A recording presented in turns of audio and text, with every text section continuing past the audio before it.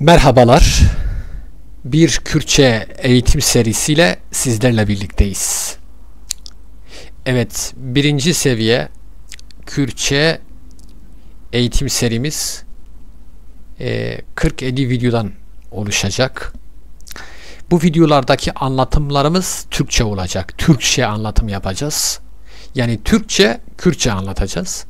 Sebep, biz sadece Kürtçe bilenlere değil, Kürtçe bilmeyenlere ya da Kürtçe az bilen insanlara da bu kadim dilin tadını tattırmak, bu kadim dilin lezzetini tattırmak adına anlatımımızı Türkçe yapacağız. Ancak dil bilgisel kavramlar ve örneklerimiz tabii ki Kürtçe olacak. Evet, bugünkü konumuz Kürt alfabesi, yani Alfabeya Kurdiya Latini. Evet, şimdi alfabeye geçebiliriz arkadaşlar. Alfabeya Kurdiya Latini. Latin Kürt alfabesi ya da Kürt Latin alfabesi. Kürtler tarih boyunca Arap, Kiril ve Latin alfabeleri gibi birçok alfabe kullanmışlardır. Günümüzde kullanılan Latin alfabesi Celadet Ali Bedirhan, Mukuslu Hamza, Cemil Paşa ve Şam Kürtlerinden olan Musa Bey gibi bilim insanlarının çabasıyla 1931 yılında Şam vilayetinde yapılan toplantıda kabul edilmiştir. Ve bu alfabenin 8'i ünlü, 23'ü ünsüz olmak üzere toplam 31 harften oluşmaktadır. Evet, Kürtçenin 31 sesi olduğunu ifade ediyor Celadet Ali Bedirhan. Ne diyor?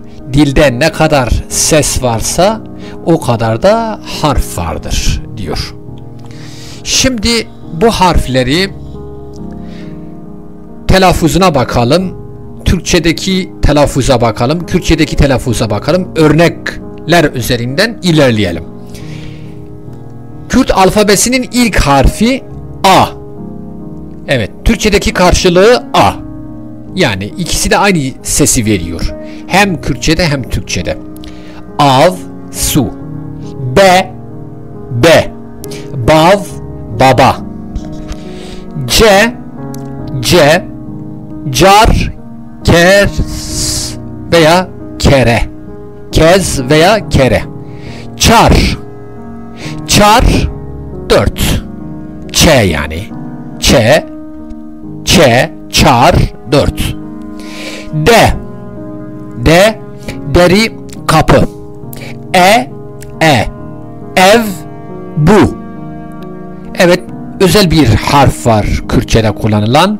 E ile İ arası bir ses veren kapalı E dediğimiz, şapkalı E dediğimiz Türkçe'de yoktur bu harf. Türkçe alfabede yoktur. Yalnız Azeri lehçesinde veya Türkmenlerin yaşadığı yerlerde günlük konuşma dilinde bu harf telaffuz ediliyor. Mesela yabancı anlamında el kelimesine el demezler de el derler. Onun için bu şapkalı E yani E sesi Türkçe alfabede olmadığı halde günlük konuşma dilinde kullanılıyor. Onu da belirtelim. E var, akşam. F, F. Fırsat, imkan. G, G. Genim, buğday. H, H. Heval, arkadaş, yaren. Evet, bir özel harfimiz daha. Normal Latin alfabesindeki İ sesi Türkçedeki I sesine yakın bir ses veriyor ama tam I sesi değil. İ ile I sesi arası bir ses verir. Evet. İnilti. İ sesi yani şapkalı İ sesi Türkçedeki i sesi gibidir ama ondan daha uzundur. İro, bugün.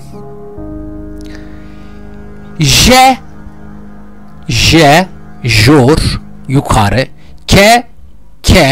Kir, bıçak. Laş, beden. Mir, erkek. Nerin, bakış. Olperest, dindar. Pay. Evet. Latin alfabesindeki Q harfi Kürtçe Latin alfabesinde G sesi verir. Türkçe alfabede yoktur. Arapçadaki kaf sesi gibidir. Kaf sesine yakın bir ses verir. Enci, iyilik. Razandın, uyumak. Sav, korku, ürperti. Şer,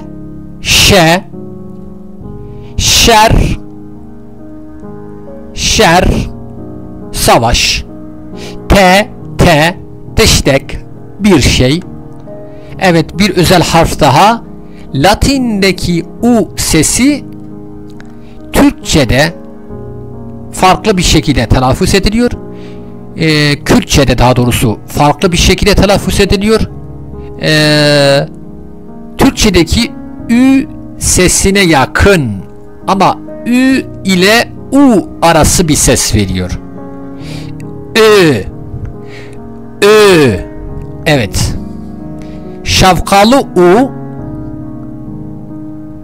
Türkçedeki U sesine benzer bir ses veriyor. Ancak biraz daha uzatıyoruz. Uzun yani. Urız. Şunu demiyoruz. Urız demiyoruz. Urız. Biraz daha uzatarak okuyoruz. Webun, açılma. Bu da Türkçeye has, Kürtçeye has özel bir ses. Türkçe alfabesinde yoktur. Arapçadaki vav gibidir. Velat, memleket. Velat değil. Arkadaşlar, velat, memleket. Gene özel bir harfimiz Latin harfindeki X, H. Kürtçe'de H olarak telaffuz edilir. Türkçe alfabede yoktur. Arapça alfabesindeki H sesine yakın bir ses verir. Hadi. Allah, yaradan.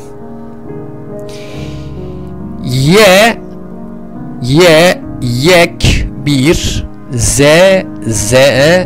Zindi, canlı. Evet, tablomuz bu şekilde. Şimdi de tipe denkdir sesli harfler. Bunları ikiye ayıracağız. Denkdirindiriş, denkdirinkurt. Denkdirindiriş uzun sesliler.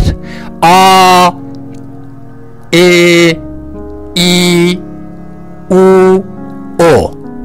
Denkdirinkurt kısa sesliler. E, I, Ü şeklinde.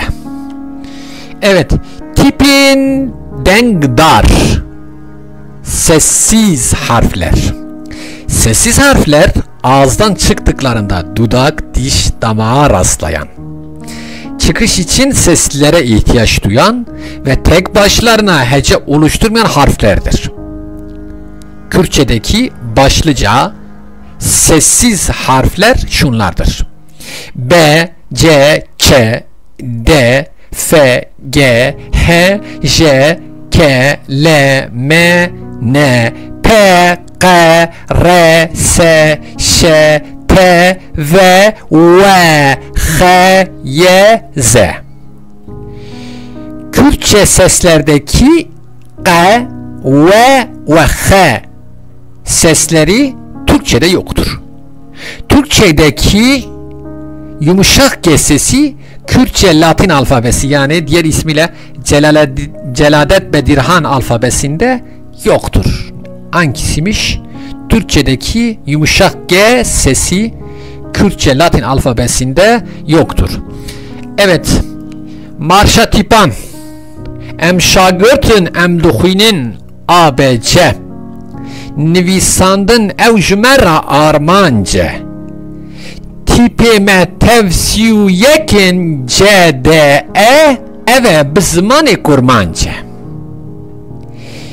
EFGH hem rahat hem şîrîn İJK xweş dixwînin bi qêrîn LMNO bêmayîne hênîndên gelî Kurda werin tev da bixwînin PQRSŞTU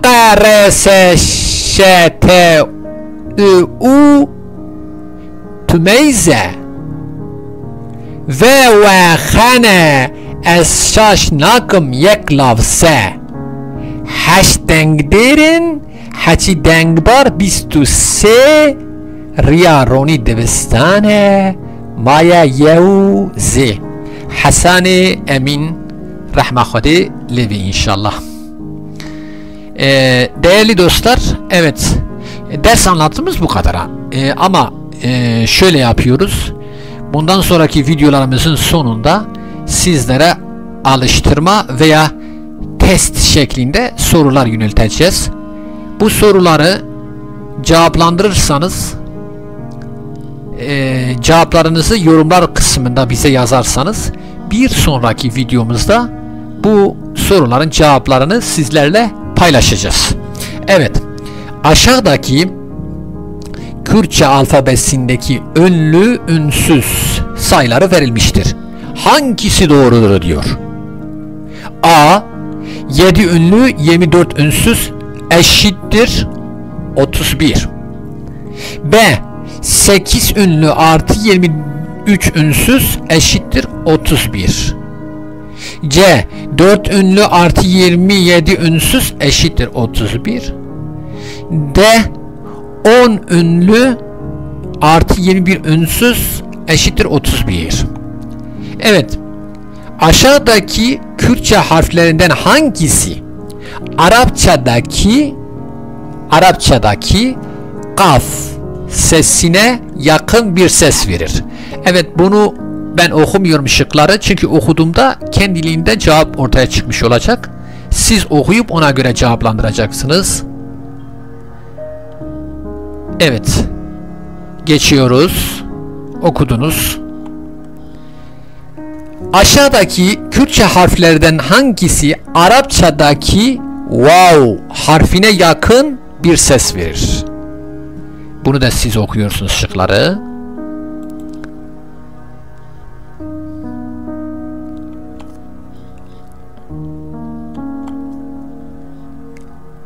Aşağıdaki Kürtçe harflerinden hangisi Arapçadaki H harfine yakın bir ses verir? Evet, sanırım bu soruyu da cevaplandırdınız. Evet değerli dostlar, bir videomuzun daha sonuna geldik. Daha doğrusu ilk videomuzun sonuna geldik. Umarım faydalı olmuştur. Videolarımızı beğenirseniz, kanalımıza abone olursanız, yorumlarınızı videonun altına bırakırsanız biz daha çok seviniriz. Ben şimdi hepinize teşekkür ediyorum. Galaxy.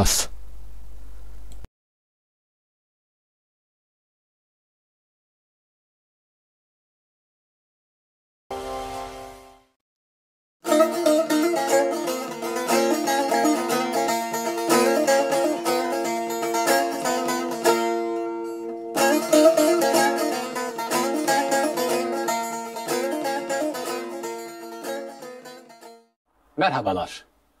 Bugünkü Kürtçe eğitim serimizin ikinci videosuyla sizlerle birlikteyiz. Evet, bugün Kürtçenin içinde bulunduğu dünya dil ailesi ve Kürtçenin ağızları ve lehçeleri konusunu işleyeceğiz. konumuza geçmeden önce kanalımız daha yeni. Sizden özel istirhamda bulunuyorum. Kanalımıza abone olursanız, videolarımızı beğenir, videolarımızın altına yorum bırakırsanız çok seviniriz. Ben şimdiden ilginizden dolayı teşekkür ediyorum. Haydi dersimize geçelim bakalım. Kürtçe dil ailesi Malbata zamanı Kürdi.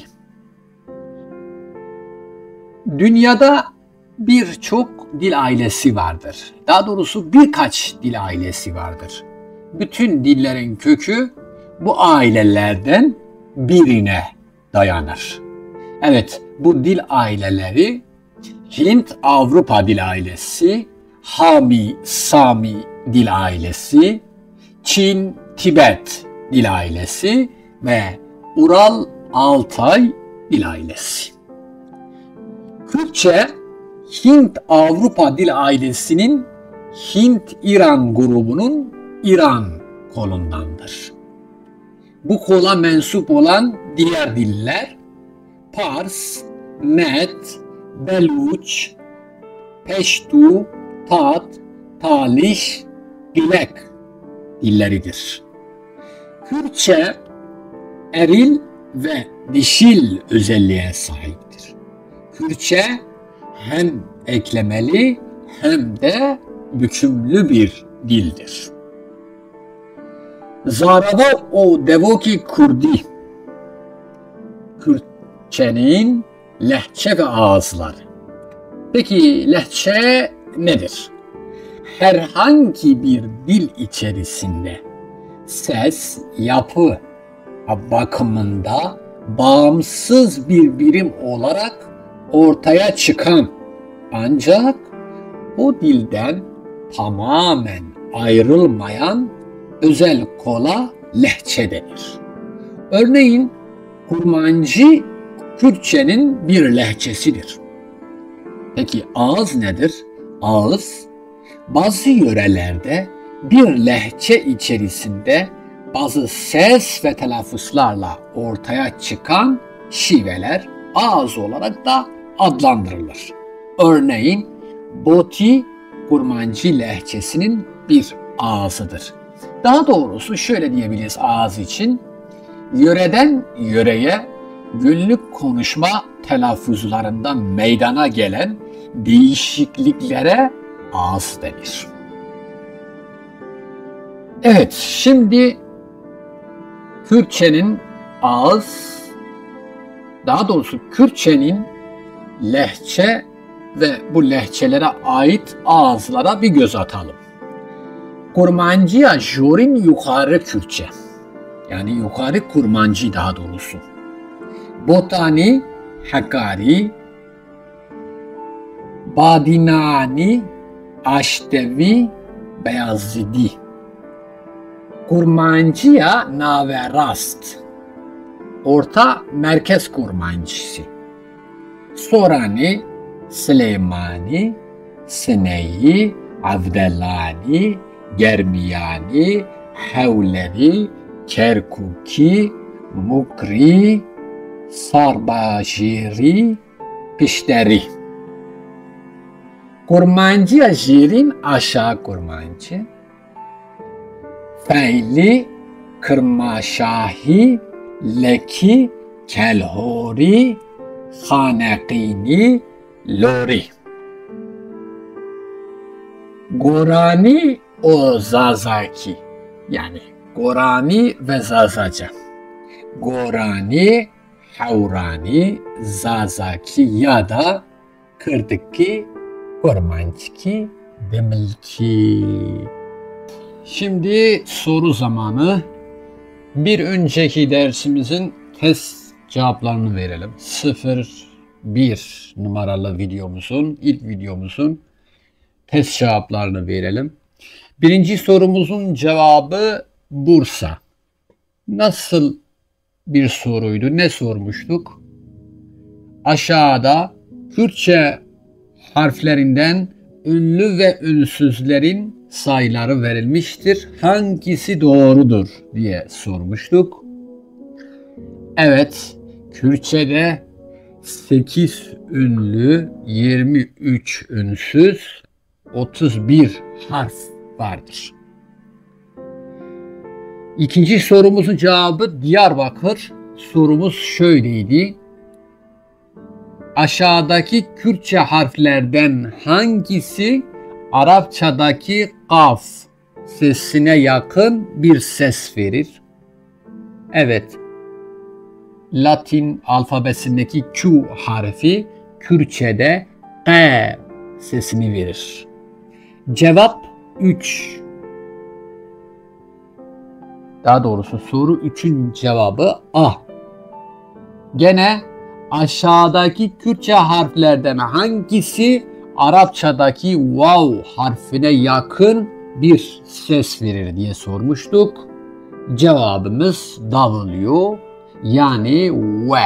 W Kürtçe alfabede V sesi verir.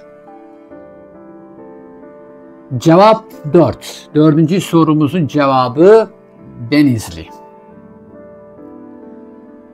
Aşağıdaki Kürtçe harflerden hangisinin Arapçadaki H sesine yakın bir ses verdiği sormuştuk. O da Latin alfabesindeki X'tir. X Kürtçe'de H olarak arkadaşlar ne yapar? Telaffuz edilir. Evet.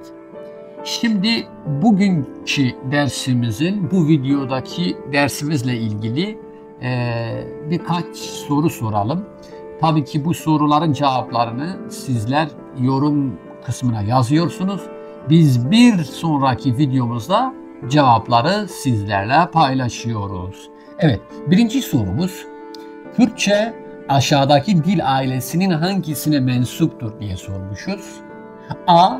Hami-Sami dil ailesi, B. Çin-Tibet dil ailesi, C. Hint-Avrupa dil ailesi, D. Ural-Altay dil ailesi. Evet, ikinci sorumuz. Hangisi Goran-Zazaki lehçesinin bir ağzı şivesidir diye sormuşuz. A. Boti, B. Sorani, C. Havrani, D. Süleymani. Üçüncü sorumuz, Kürtçe yapı bakımından nasıl bir dildir? A. Tek heceli, B. Hem eklemeli hem de bükümlü, C. Sondan eklemeli, D. Hem sondan hem de baştan eklemeli. Dördüncü sorumuz ve son soru, hangisi kurmancıya jerin aşağı kurmancı ağzı lehçesi değildir? A. Feyli, B. Kırmaşahi, C. Leki, D. Gorani. Bugünkü ilginize dolayı hepinize teşekkür ediyorum. Umarım videomuz yararlı olmuştur. Hepinize teşekkür ediyorum. Gelek spas.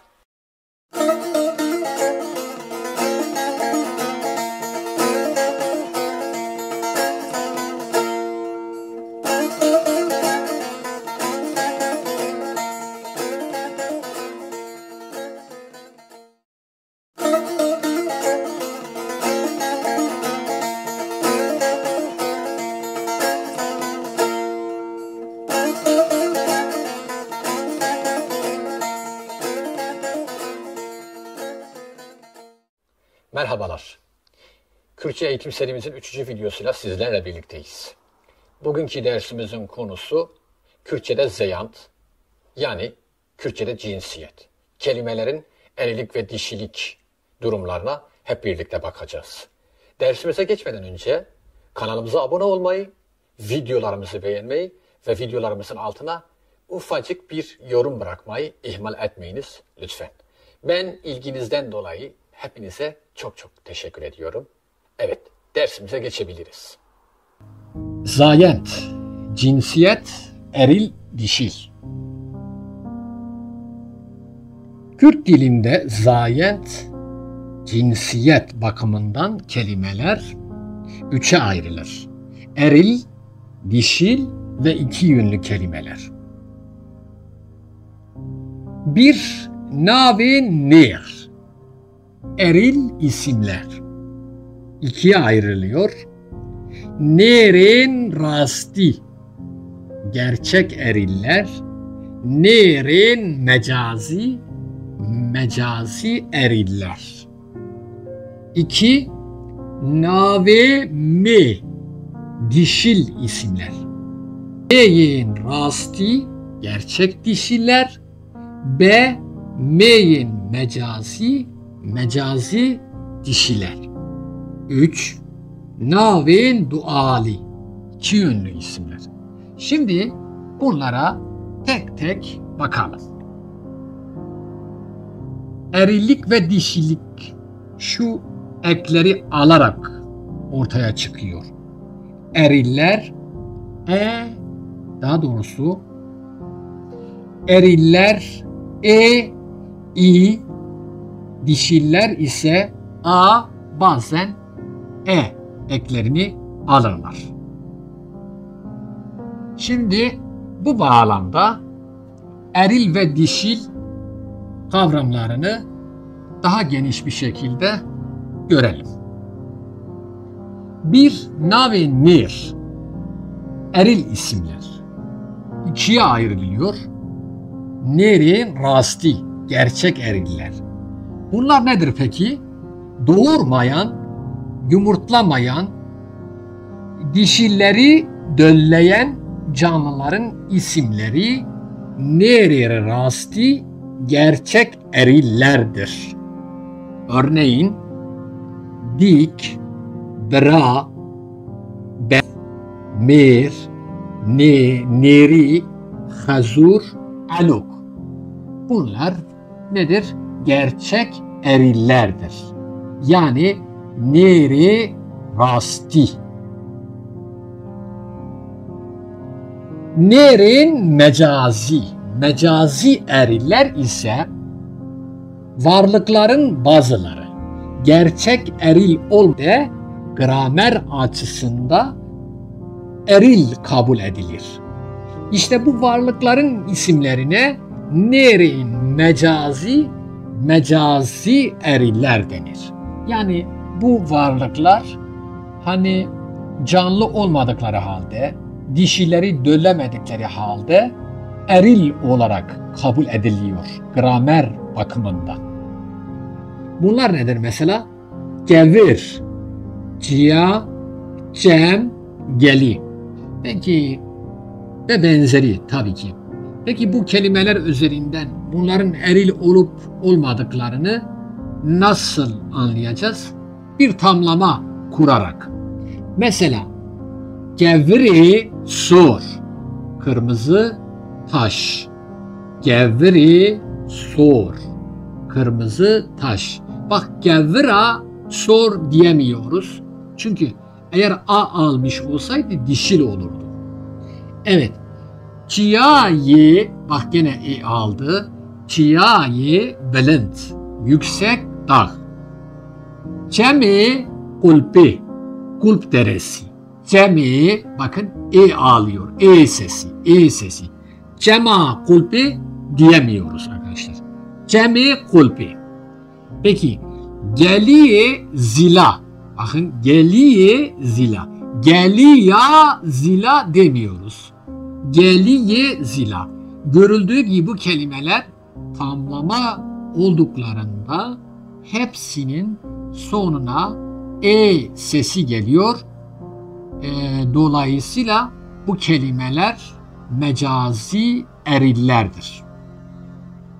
Peki, navin me dişil isimler bu da ikiye ayrılıyor. Meyin rasti doğuran, yumurtlayan bütün canlıların isimleri meyin rasti gerçek dişillerdir. Evet.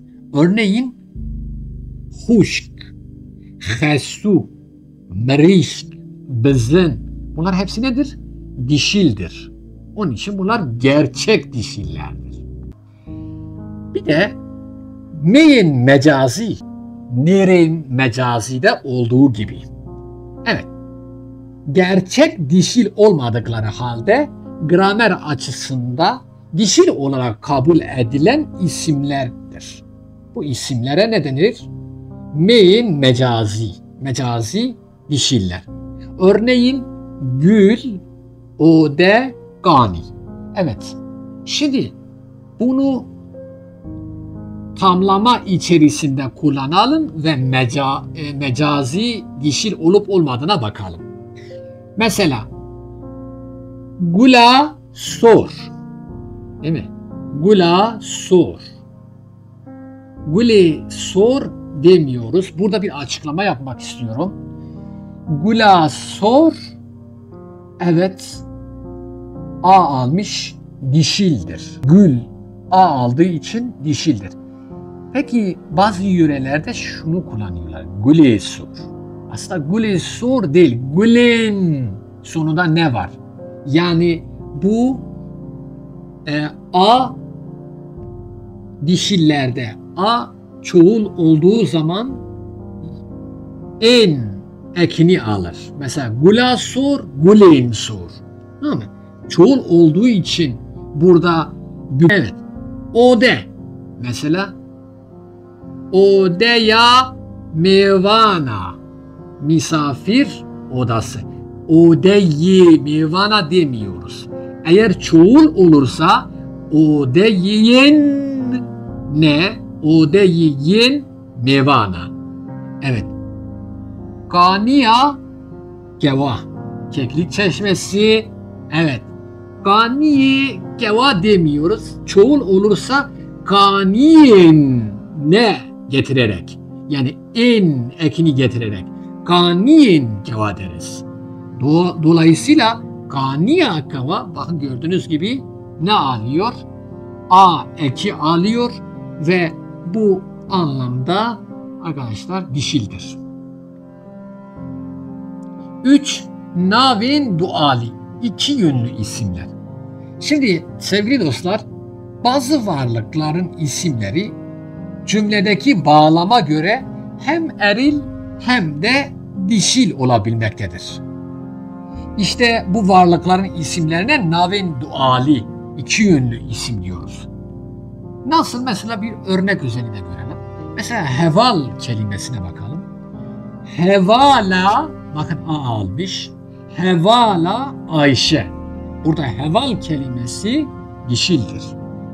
Ama hevali Hasan, bakın hevali Hasan.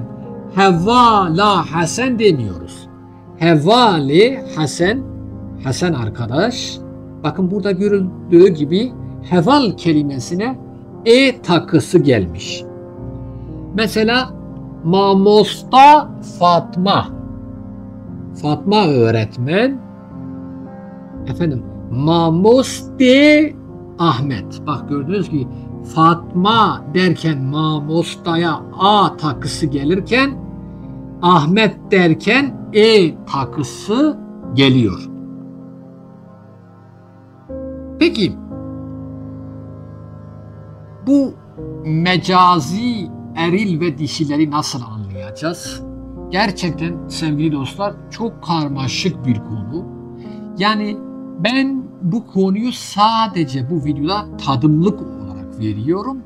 İşin içerisine girersek çıkamayız. Sadece tadımlık olarak veriyorum. Dil bilimcileri hani bu konunun daha iyi kavranabilmesi için mecazi eril ve dişilleri şu kategorilerde oluşturmuşlar.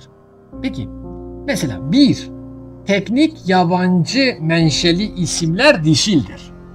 Örneğin filma biyani yani yabancı film ya da karta sor kırmızı kart, telefona mali ev telefonu.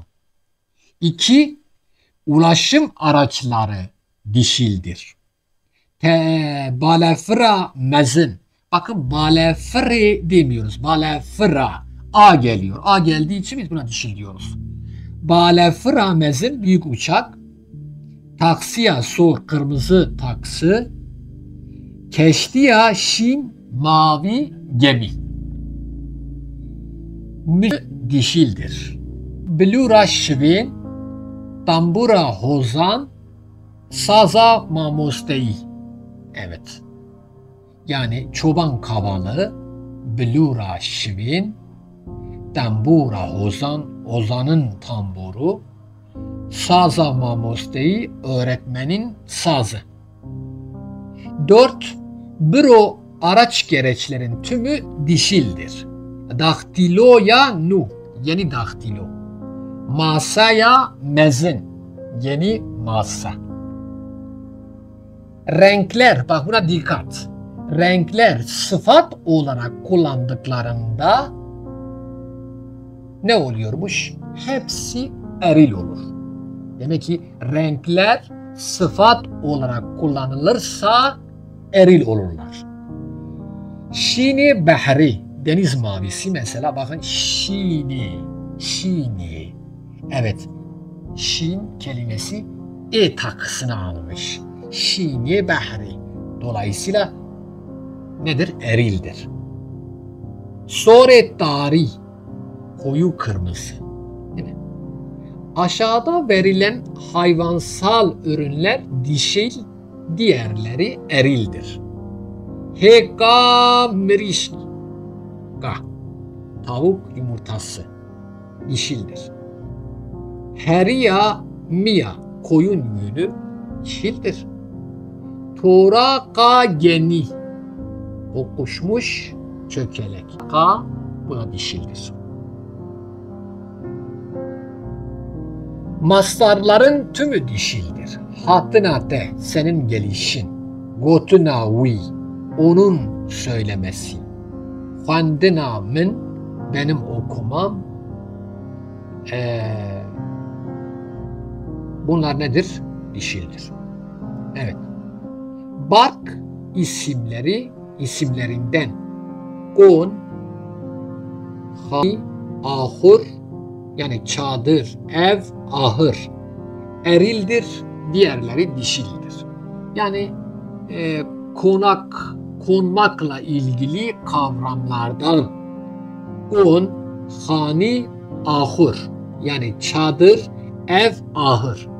Bunlar nedir? Erildir, dişildir. Evet. Kone koçera, göçebelerin çadırı. Haniye gunda, köy evleri. Gördüğünüz gibi burada da ne almış? E almış. Peki haniyen gunda derken burada en eki almış. Başta da belirttiğim gibi en eki bunun nedir? Çoğuludur. Evet. Öğün, gün, ay, mevsim, yıl isimleri dişildir. Roja ini, cuma günü. Şeva dari, karanlık gece.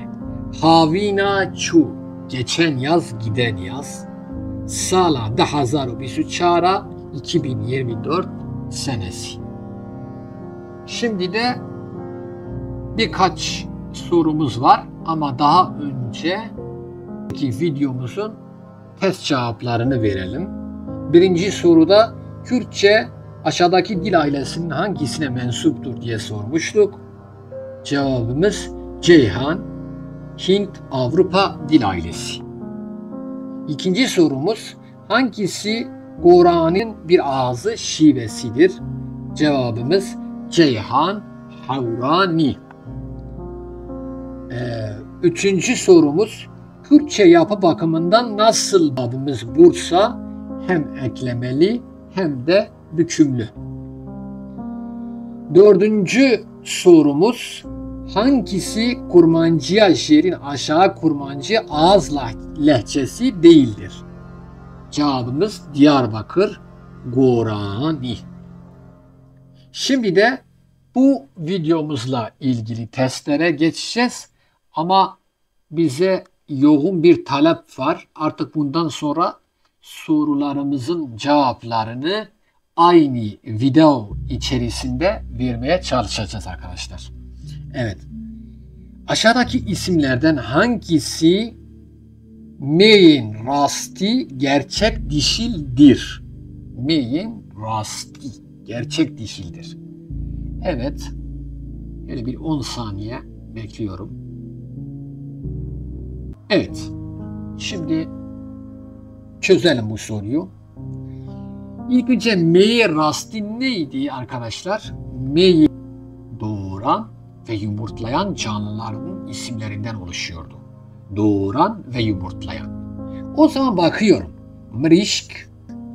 Evet, yumurtlayan bir hayvan. Onun için mırışk, cevabımız mırışk. Peki bra? Hayır.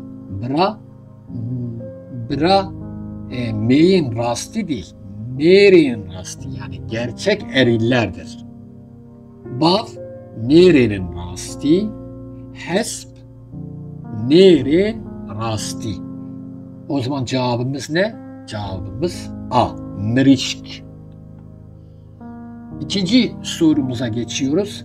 Hangisi nere'nin mecazi eril değildir?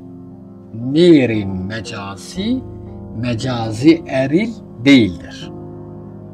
Evet. Peki geçelim sorumuzu çözmeye.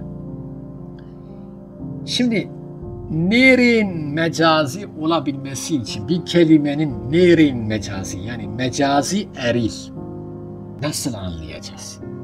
Kelimemizi tamlama içerisinde kullanacağız ve eğer kelimemiz E sesini alıyorsa, E takısını alıyorsa nere'nin mecazi, eğer A takısını alıyorsan M'in mecazi diyeceğiz.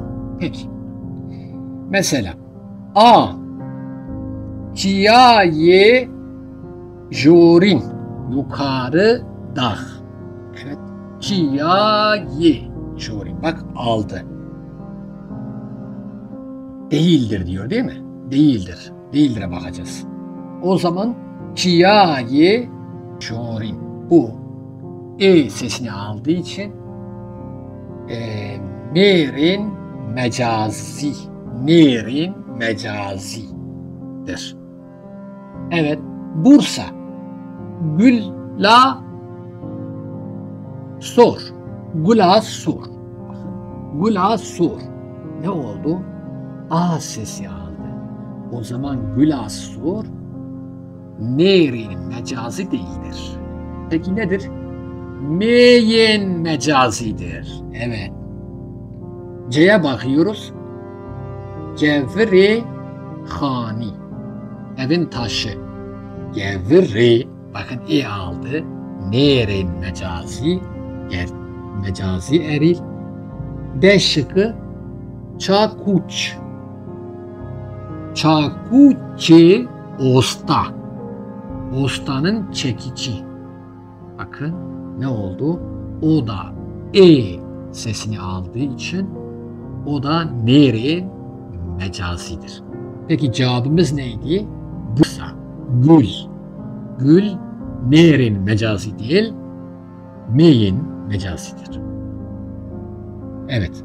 Hangisi bağlama göre hem eril hem dişil olabiliyor? Dedik ki bazı kelimeler var ki cümledeki bağlama göre hem eril hem dişil olabiliyor. Hazal değil, buk değil, gür değil, heval. Arkadaşlar, heval kelimesini hem erkek için kullanabiliyoruz hem kadın için kullanabiliyoruz. Eğer kadın için kullandığımızda A takısını alır, erkek için kullandığımızda E takısı alır. Hevali Ali, hevala Ayşe gibi. Evet. Şimdi 4. sorumuz. Ahmet'in amcası tamlaması Türkçe yazılışı verilmiştir. Hangisi doğrudur? Şimdi bazen biz bunu çok hata yapıyoruz. Bakın. Ahmet değil. Abu Ahmet değil. Yüreseldir. Abi Ahmedi. Abi Ahmedi. Abi Ahmedo. hangisi doğrudur? Doğru cevabımız arkadaşlar abi Ahmedi. Ahmet'in amcası. Eğer ben abi Ahmet dersem ki yöresel olarak bazen bu şekilde de kullanılıyor. Abi Ahmet dersem Ahmet amca diyorum.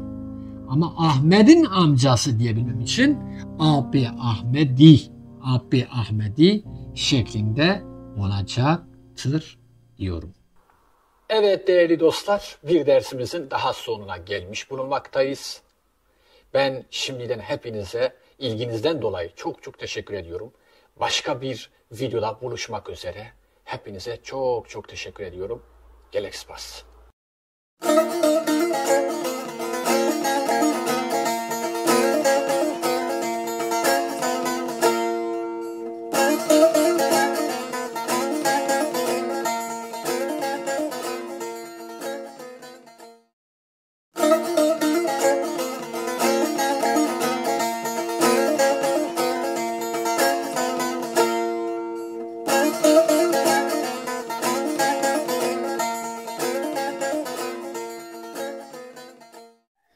Merhabalar. Kürtçe eğitim serimizin 4. videosuyla sizlerle birlikteyiz.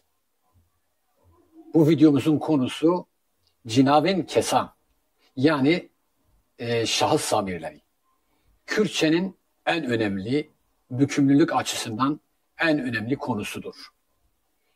Tabii ki bu konuya geçmeden önce ben ilginizden dolayı çok teşekkür ediyorum. Gerçekten bu videolarımıza, Kürtçe eğitim serisi videolarımıza çok güzel bir ilgi var. Çok teşekkür ediyorum. Abone olmayan arkadaşlara da abone olmalarını rica ediyorum. Abone olup yorum bırakırlarsa, destek verirlerse çok seviniriz. Evet, derse geçebiliriz şimdi. Cinavên Kesan, şahıs zamirleri. Sevgili dostlar, Kürtçenin bükümlü bir dil olduğunu daha önceki derslerimizde belirtmiştik. Evet, Kürtçedeki bükümlülük özelliği en çok kendisini şüphesiz şahıs zamirlerinde göstermektedir. Onun için şahıs zamirleri çok önemlidir. Yani iyi bir Kürtçe cümle kurabilmenin yolu şahıs zamirlerini iyi bilmekten geçiyor. Evet, şahıs zamirleri Kürtçede 2 grupta incelenir. Bunların birincisi koma haru, koma ezi, sade grup, ez grubu. Bu da kendi içinde 2'ye ayrılıyor. Yekjimar, tekil, tekillerimiz ez, ben, beni, tü, sen, seni, ev, o, onu. Pırjimar, çoğul ise em, biz, bizi, hün, siz, sizi, ev, onlar, onları.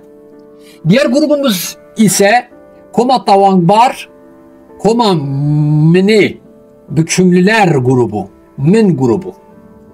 Bu da kendi içinde 2'ye ayrılıyor. Yekjimar, yani tekil, tekiller, min, ben, beni, de, sen, seni, we ya da we, bu dişil ya da erkil olma durumuna göre kullanılıyor. O, onu.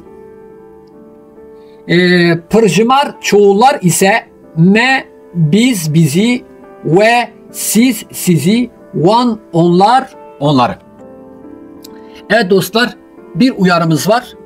Uyarımız, işaret zamiri olan ev ile şahıs zamiri olan ev karıştırılmamalıdır. Ev benusa mine, o benim kalemim, işaret zamiriyken ev diyateye, o senin annen, şahıs zamiridir.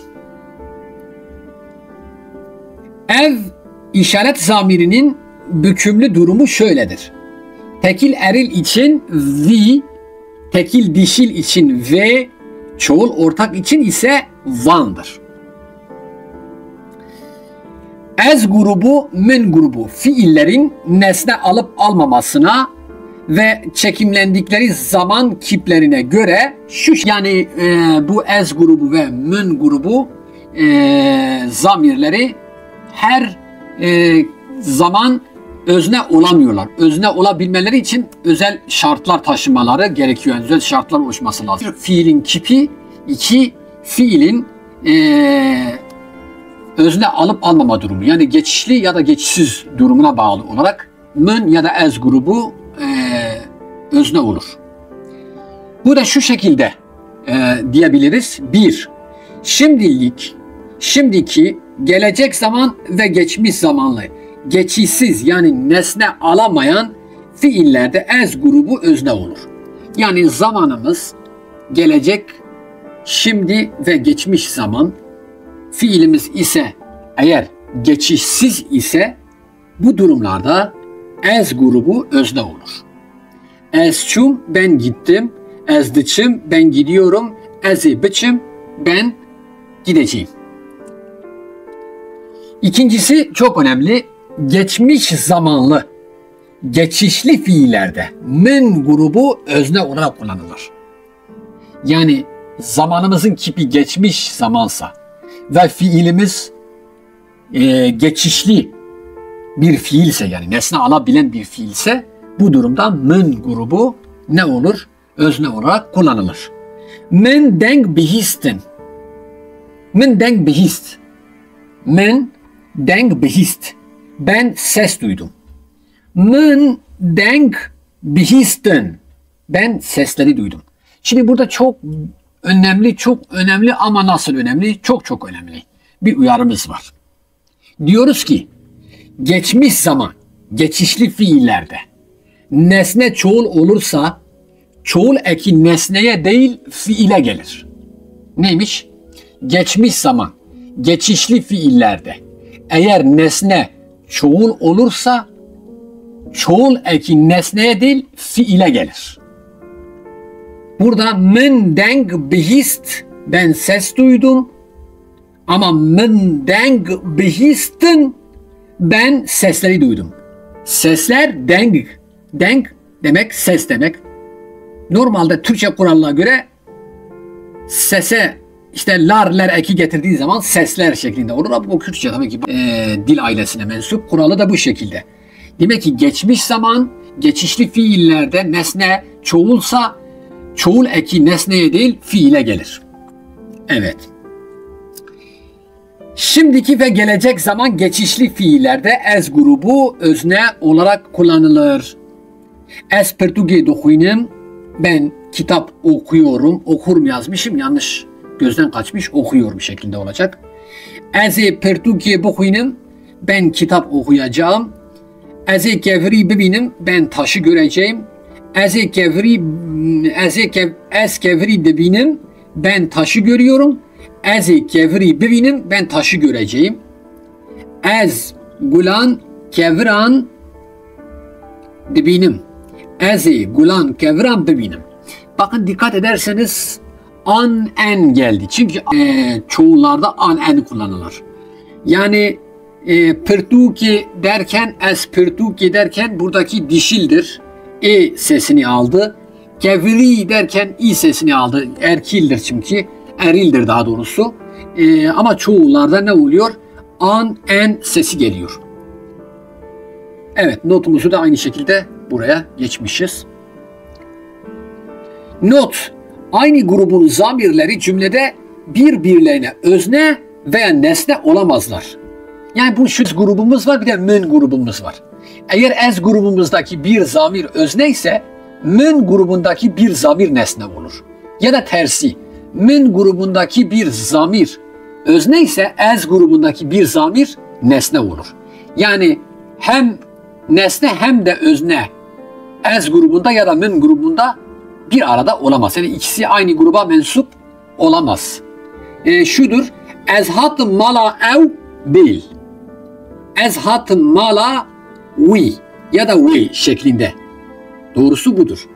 Ez tu duhozum değil. Em tu duhozun değil. Em te duhozun şekli doğrudur. Evet. Hinek yani alıştırmalar. Şimdi burada ne diyor? Bırın yani götürmek fiiline göre aşağıdaki cümleleri Kürtçe'ye çevirelim. Kürtçe'ye. Ben onu götürdüm.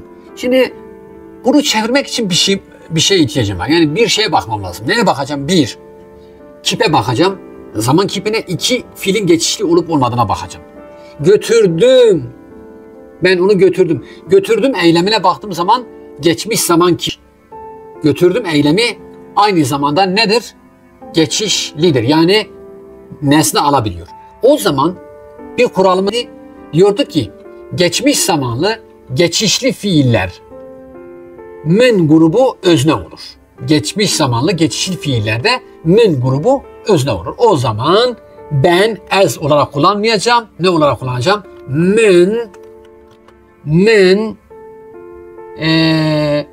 Şimdi min kullandım. Min we şeklinde kullanabilir miyim? Kullanamam. Çünkü min ile we ikisi aynı gruba aittir. Min özne ise o zaman o anlamına gelen sözcüğü ben almam lazım. Tamam, ne yapacağım? Min ev bir. Evet. Min ev bir. Şimdi aşağı geçiyoruz. Min aynı şeydir çünkü. Min ev, bak dikkat et. Şimdi ev hem o anlamına geliyor hem de onlar anlamına geliyor. Eğer onlar anlamına geliyorsa o zaman fiile bizim çoğul eki getirmemiz lazım. Min ev birin. Evet. Aha burayı ben tırnak içerisine alayım. Parantez içerisinde daha doğrusu. Şu şekilde. Ev birin. Bakın gördüğünüz gibi çoğul eki aldı. Ben sizi götürdüm. Min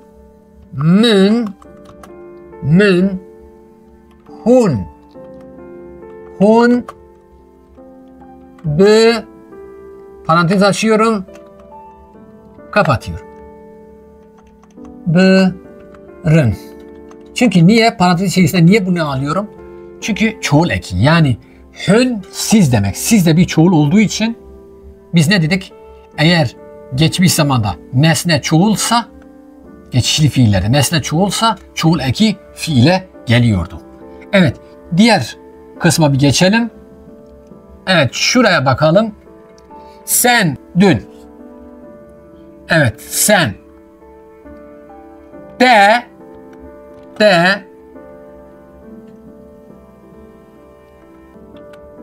bir. Evet, dev bir. Bak aynı iş. Sen onları götürdün olursa de ev bir'in, de ev bir'in şeklinde olur. Buna bakalım. Sen bizi götürdün. De acaba me mi olur, em mi olur? Em de bizimdir, me de bizdir. Sen bizi götürdün. De me bir'in. Me bir'in. Doğru mu? Doğru değil tabii ki. Doğru değil. Niye? Biz ne dedik? Aynı zamirler aynı cümlenin içerisinde özne nesne olamazlar bir arada. De em. De em bir'in. Evet, de em bir'in.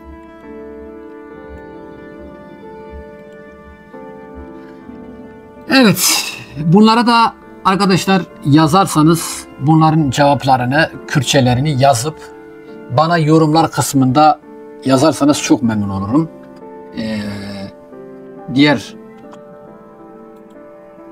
Evet, burayı da yazıyoruz. Yorumlar kısmına yazacağız inşallah. Evet değerli dostlar, bir videomuzun daha sonuna geldik. Başka bir videoda buluşmak umuduyla. İlgi ve alakanız için çok teşekkür ediyorum. Gelek spas hevallo.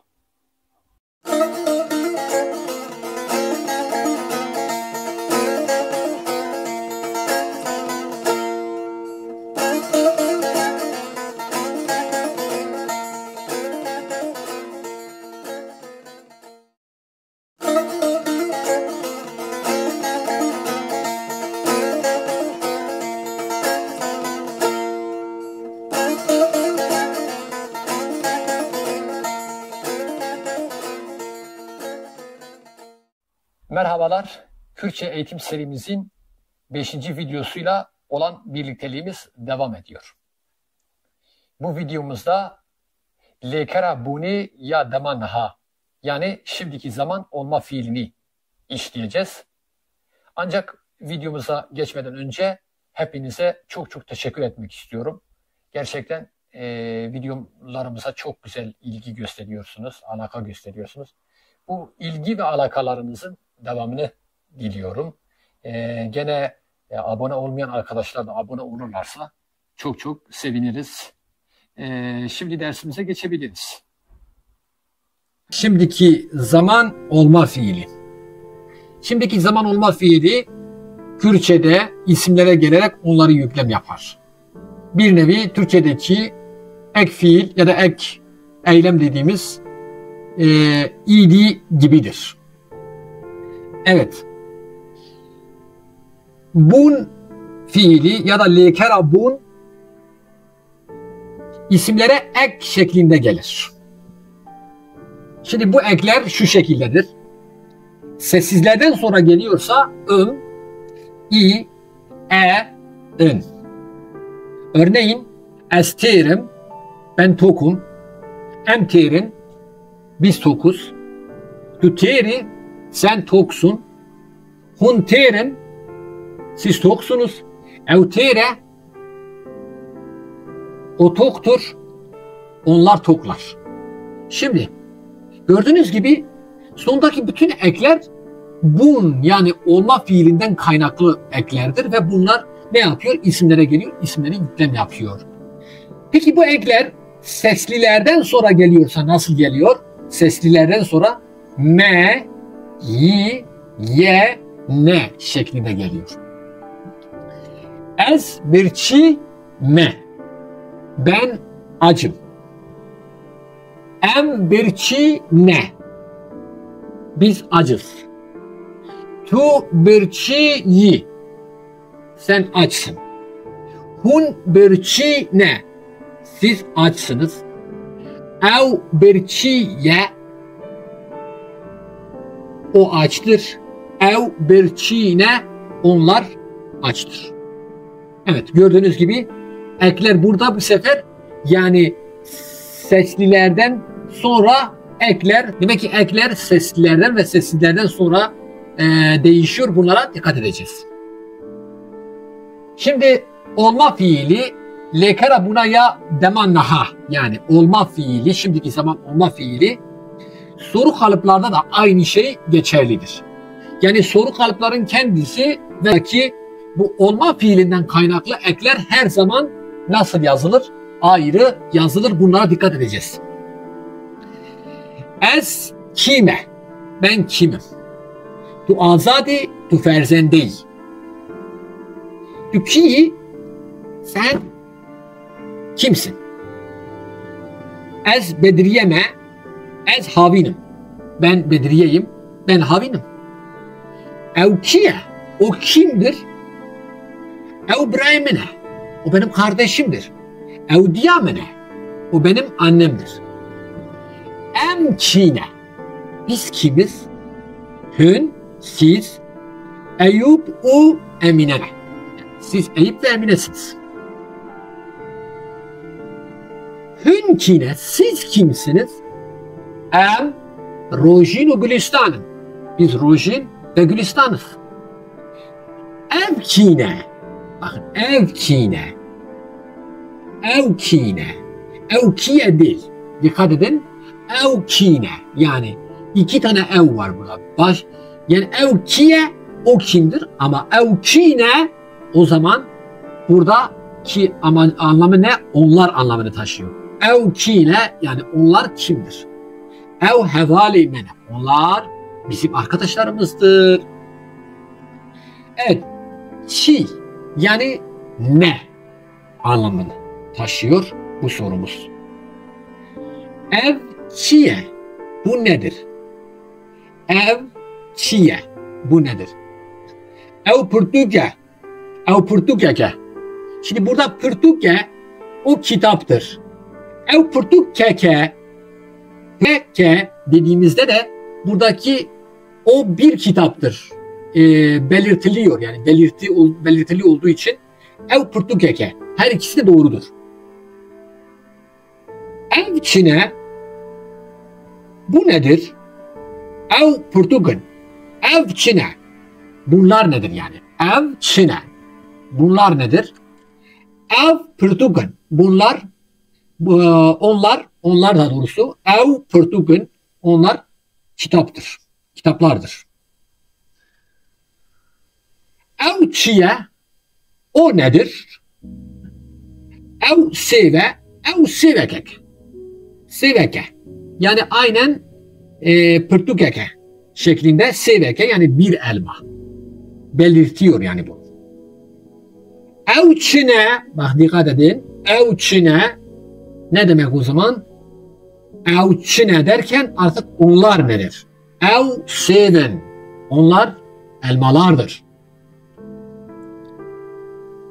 Çişan hangisi? Soru kalıbına bakalım.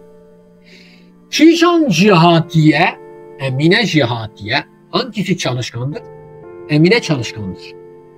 Çişan xwendekar cihatiye hangi öğrenci çalışkandır? Azat cihatidir. Yani Azat daha çalışkandır. En çalışkanıdır anlamında.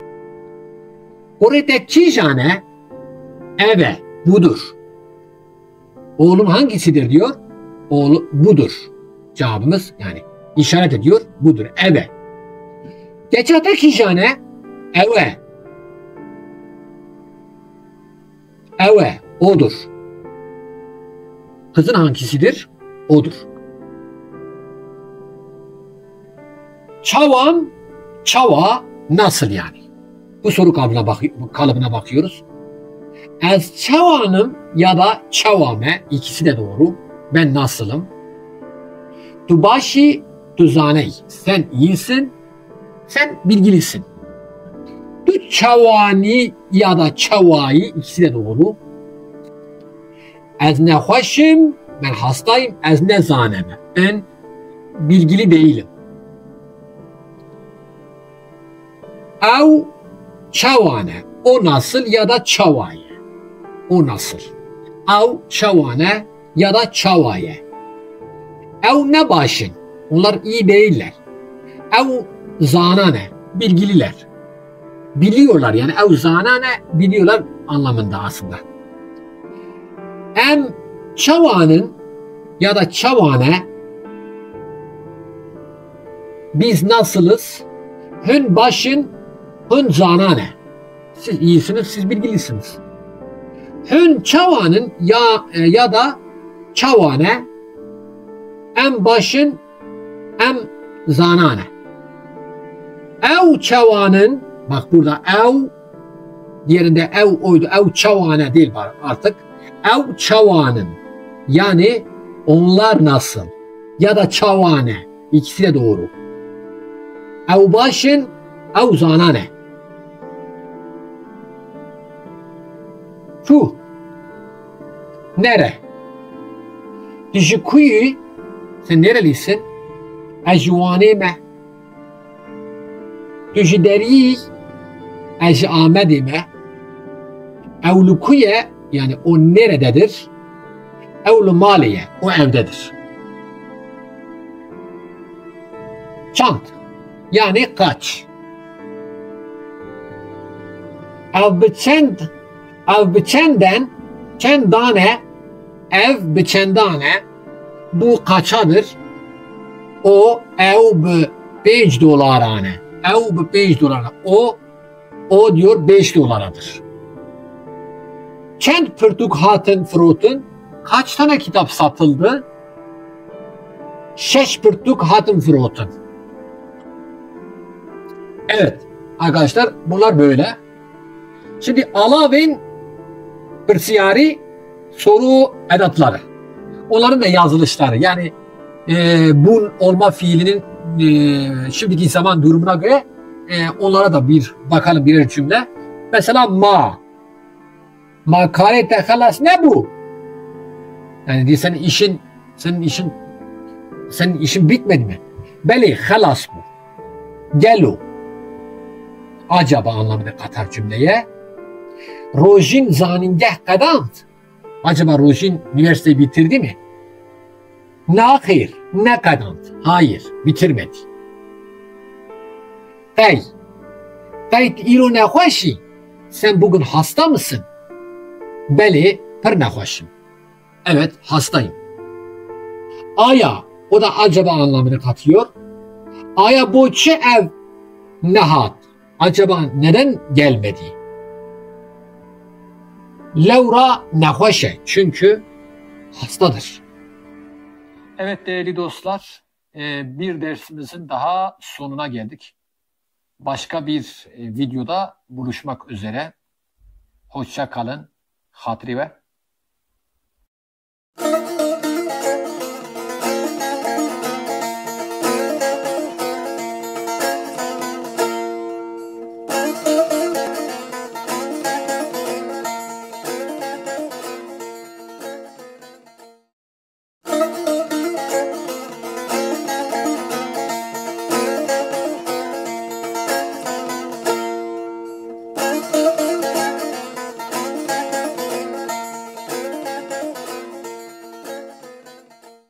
merhabalar. Kürtçe eğitim serimizin 6. videosuyla sizlerle olan birlikteliğimiz devam ediyor. Evet, şöyle böyle 6. videoya geldik. Evet, biz zaten bu işe başlarken bu işi sonuna kadar, A düzeyinde sonuna kadar dil bilgisi konularını bitirmeyi düşünüyorduk. Halen de o fikirdeyiz.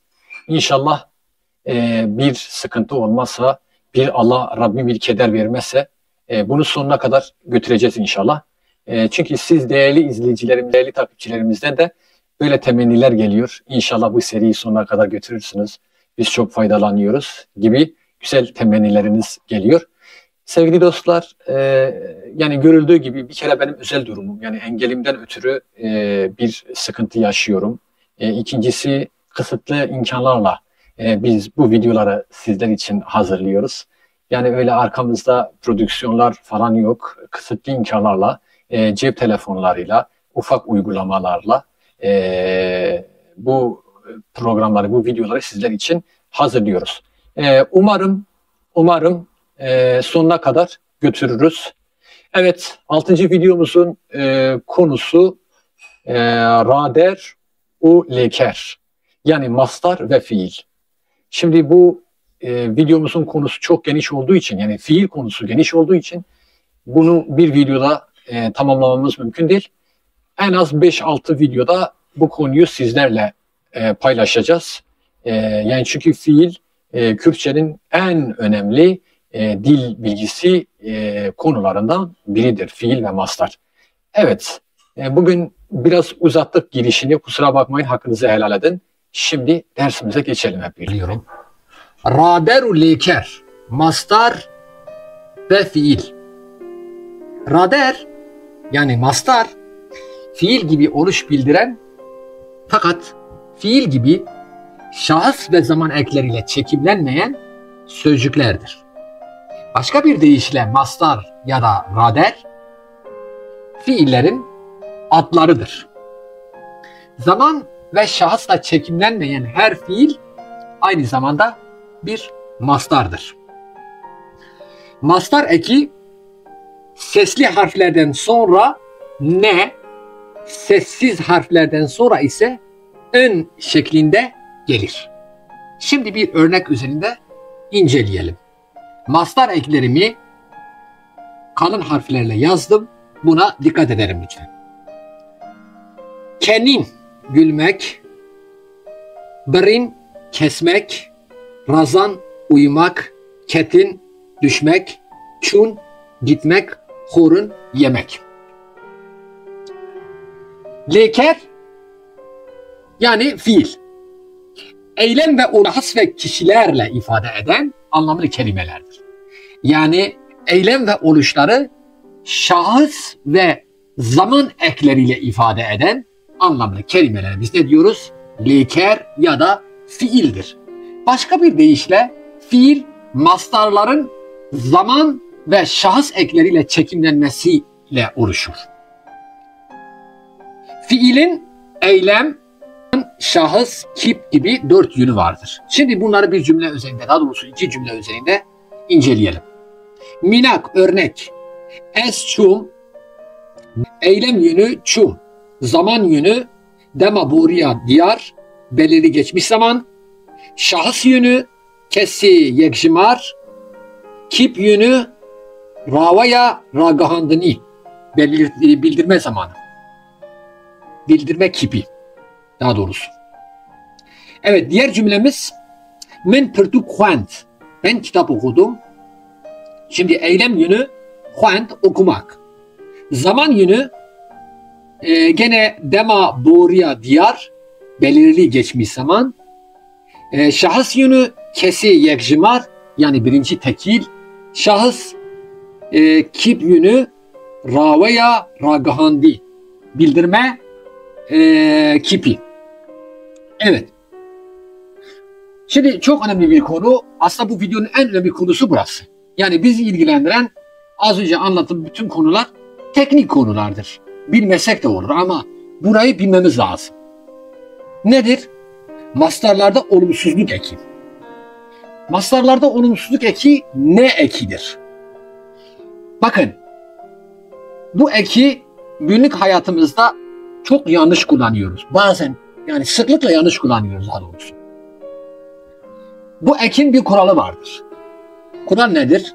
Bu ek basit fiillerden sonra basit fiillere gelirse, daha doğrusu fiilin başına gelir. Neymiş? Basit fiillere gelirse fiilin başına gelir. Bu ek türemiş ve birleşik fiillere gelirse ise, bu ek türemiş ve birleşik fiillere gelirse o zaman ikinci parçanın başına gelir. Ancak bazı yöresel kullanımlar bu kurallara aykırılık gösterebilir. Şimdi bu gramatiksel ve yöresel kullanımlara bir iki cümle üzerinden bakalım. Gramatiksel, yöresel ve Türkçe anlamı. Beli. Nakenin gülmemek. Ranezan, bakın ranezan, gramatiksel olan bu, yöresel bazı kullanımlarda yanlış olarak bildiğimiz, yani yanlış dediğimiz şey şudur. Nerazan. Ranezan. Buradaki ne nedir? Olumsuzluk ekidir. Kuralımız neydi? Eğer fiil birleşik ya da türemişse ikinci parçanın başına geliyor. Yani razan bir birleşik fiil olduğu için ranezan şeklinde olur. Uymamak. Neçun gitmemek, nebrin kesmemek ve nekorun yöreseli nedir? Nevehorun. Yanlış olan budur. Yöreseldir bu. Nevehorun değil ve nehorun. İçmemek. Pırsnekirin yöresel olan nepırskırın değil. Bu evet kullanıyoruz ama gramatiksel değil, yanlıştır. Sormamak anlamında. Evet değerli dostlar, bir videomuzun daha sonuna geldik. Bir başka videoda buluşmak üzere. Kanalımıza abone olmayı, videolarımızı beğenmeyi, videolarımızı paylaşmayı, dostlarınıza, arkadaşlarınıza, çevrenize tavsiye etmeyi ihmal etmeyin. Hatırı ve biminin khira khadida.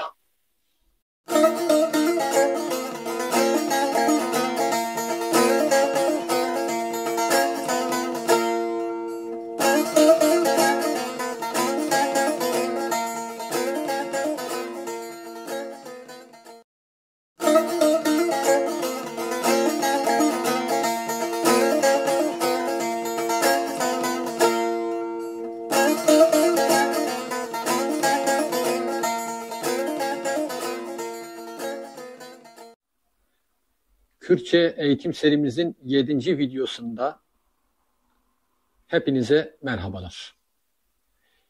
Bugünkü dersimizin konusu Jaliye Binyadeva Raderu Leker, yani yapısı bakımından fiiller ve mastarlar konusunu işleyeceğiz. Dersimize geçmeden önce emeğin hakkı için videolarımızı beğenmeyi, kanalımıza abone olmayı, videolarımızı arkadaşlarınızla paylaşmayı ve videolarımızın altına yorum ve like bırakmayı unutmayın. Şimdi dersimize geçebiliriz. Cealiye Binyadeva Raderu Leker. Yapı bakımından mastar ve fiiller. Mastar ve fiilleri yapı açısında şu 4 kısmı ayırabiliriz. 1. Huaru, sade basit. 2. Darışti, türemiş. 3. Hedani, birleşik. 4. Buaji, deyimsel. Şimdi bunları birer cümle üzerinden mastar ve fiil formunda inceleyelim. Huaru, sade basit. Mastar formunda, ketin, fiil formunda Erdal ket. Darışti, türemiş, mastar formunda. Daketin, Erdal, daket, fiil formunda. Hevedudani, birleşik fiil, mastar formunda. Nehoşketin, fiil formunda Erdal, nehoşket. Dueji, deyimsel fiiller mastar formunda. Jibirkır'ın fiil formunda Erdal, dersahı jibirkır. Şimdi bu 4 kısmı teker teker inceleyelim hep beraber sevgili dostlar. Huaru, basit, sade fiil. Anlamlı tek bir kelimeden oluşan mastar ve fiillere huaru, basit, sade fiil denir. Örneğin ketin, düşmek. Salih ket, Salih düştü. Çun, gitmek. Fatma çu, Fatma gitti. Görüldüğü gibi ketin ve çun mastarları sade haldedir, basit haldedir. 2. Darışti, türemiş. Yapım eki alarak yeni bir anlam kazanan mastar ve fiillere darışti, türemiş fiil diyoruz. Kürtçe'de başlıca yapım ekleri şunlardır. Hel, evet. Kürtçe'de başlıca fiil yapım ekleri şunlardır. Hıl, ik, ve, ber, ver, da, ro, ru, ra, der. Evet, şimdi bir fiili hem sade hem de türemiş halini görelim.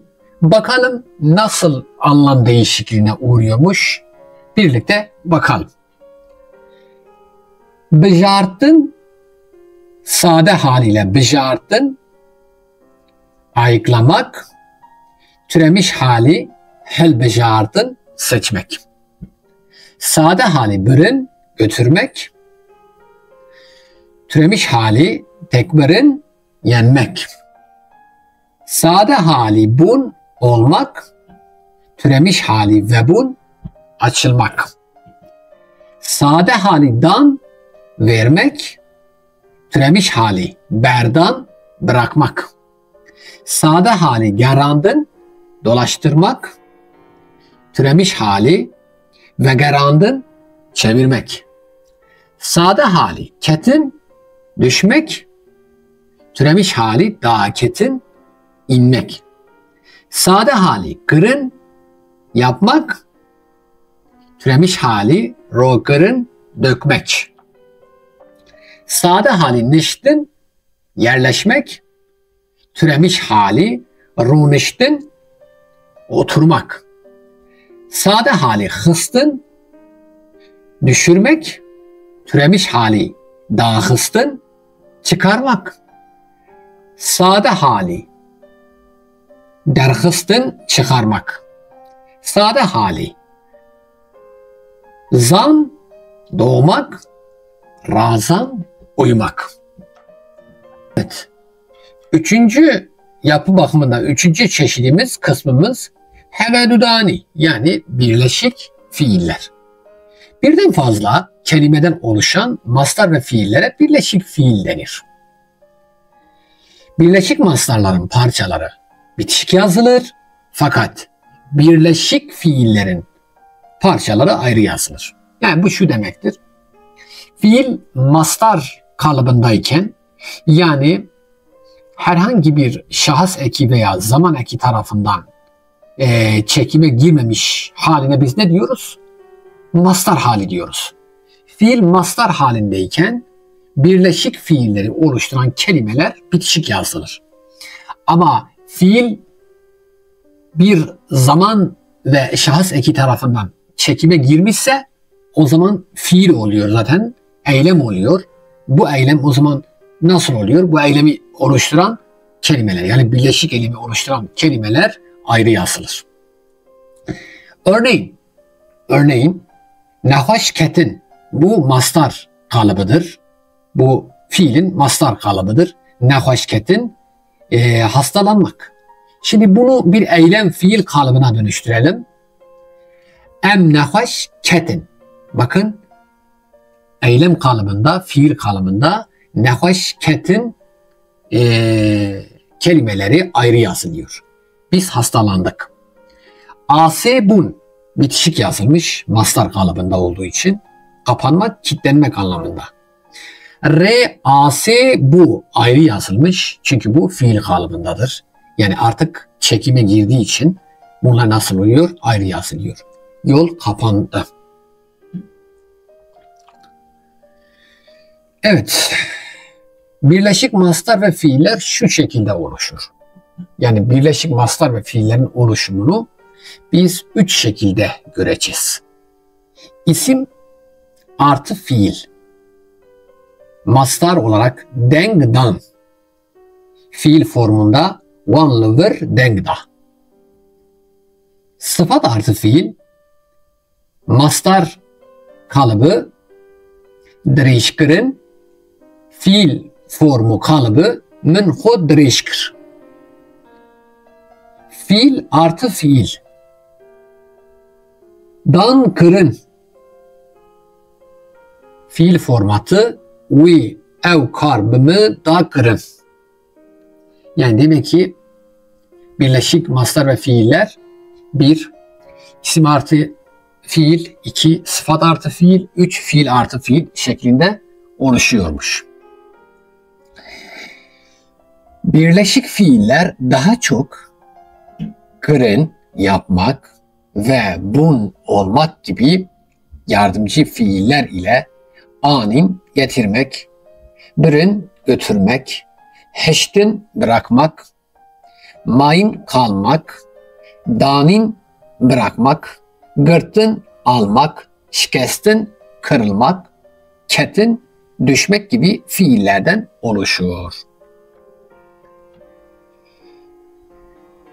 Evet. Asibun, tıkanmak, kilitlenmek. Asikırın, kapatmak, kilitletmek, tıkatmak, kilitletmek. Nehoşketin, hastalanmak. Berdan, bırakmak, boşanmak. Bergırtın, meyve tutmak. Arbarin, ateş yakmak. Çavbirin, gözü kesmek, gücü yetmek. Çavgırıdan, gözünü bağlamak. Serhildan, ayaklamak, isyan etmek. Dördüncü yapı açısındaki fiilimiz, fiil çeşidimiz böveji, yani deyimsel fiiller.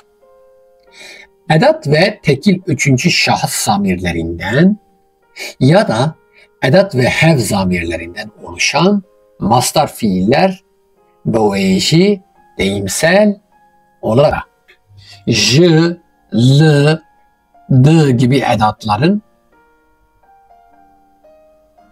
üçüncü tekil şahıs yani we, we şahıslarıyla birlikte fiilin başına gelmesiyle oluşan fiillere biz ne diyoruz? Deyimsel fiiller,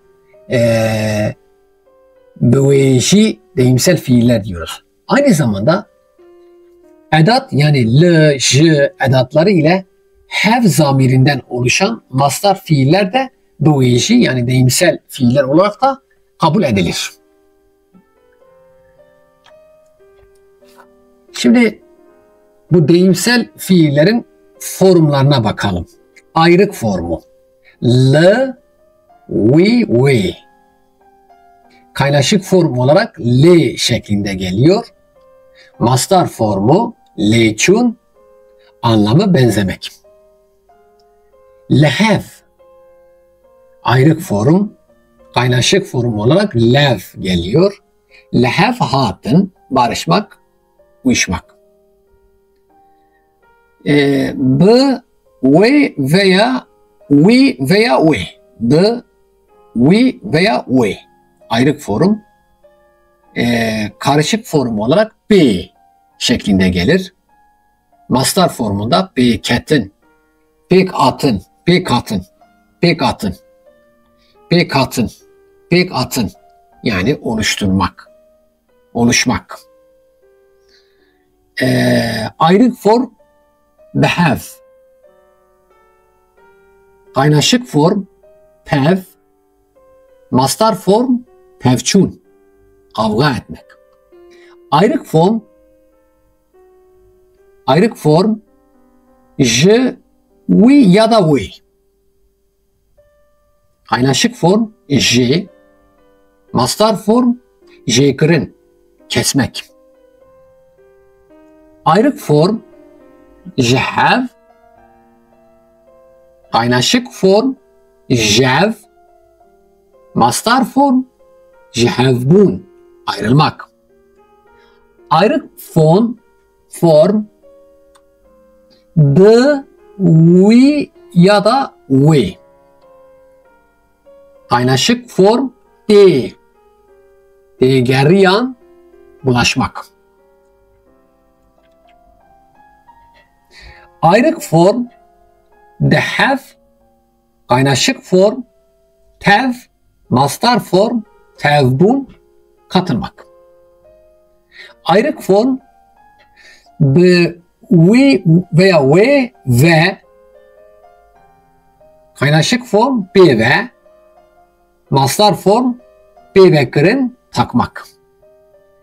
Ayrık form behav re. Kaynaşık form pevre. Mastar formu pevrebun, birlikte olmak. Ayrık form jehevde, kaynaşık form jehevde, mastar formu jehevde hıstın, dağıtmak. Ayrık form jehevre, kaynaşık form jehevre, mastar formu jehevrebun, birbirine yaranmak. Evet, şimdi bu edat ile fiilin birlikte nasıl deyimleştiğini örnek cümleler üzerinde görelim. Ev karıcı mızgin etti. Dikkat edin. Edat ve fiilleri kalın harflerle yazmışım. Ev karıcı mızgin etti. Mızgin bu işi becerir. Ev karıcı etti. Ne demiştik? Şey için, deyimsel fiiller için edat artı üçüncü tekil artı fiil. Değil mi? J edatı artı ve üçüncü tekil artı de fiil. Evet. Ev karşı etti. Ev kar jêtî. Bu işi becerir. Ez li xalê xwe çûme. Ben daima çekmişim. Ez li wî çûme. Ben ona çekmişim. Ez lê çûme. Ben ona çekmişim. Ev bed li mizgînê nayê. Bu takım mizgine uymuyor. Ev bed lê. Bu takım ona uymuyor. Ev kınc lê nayê. Bu elbise ona uymuyor. Evet değerli dostlar, bir videomuzun daha sonuna geldik. Başka güzel bir videoda görüşmek umuduyla. Hatırı ve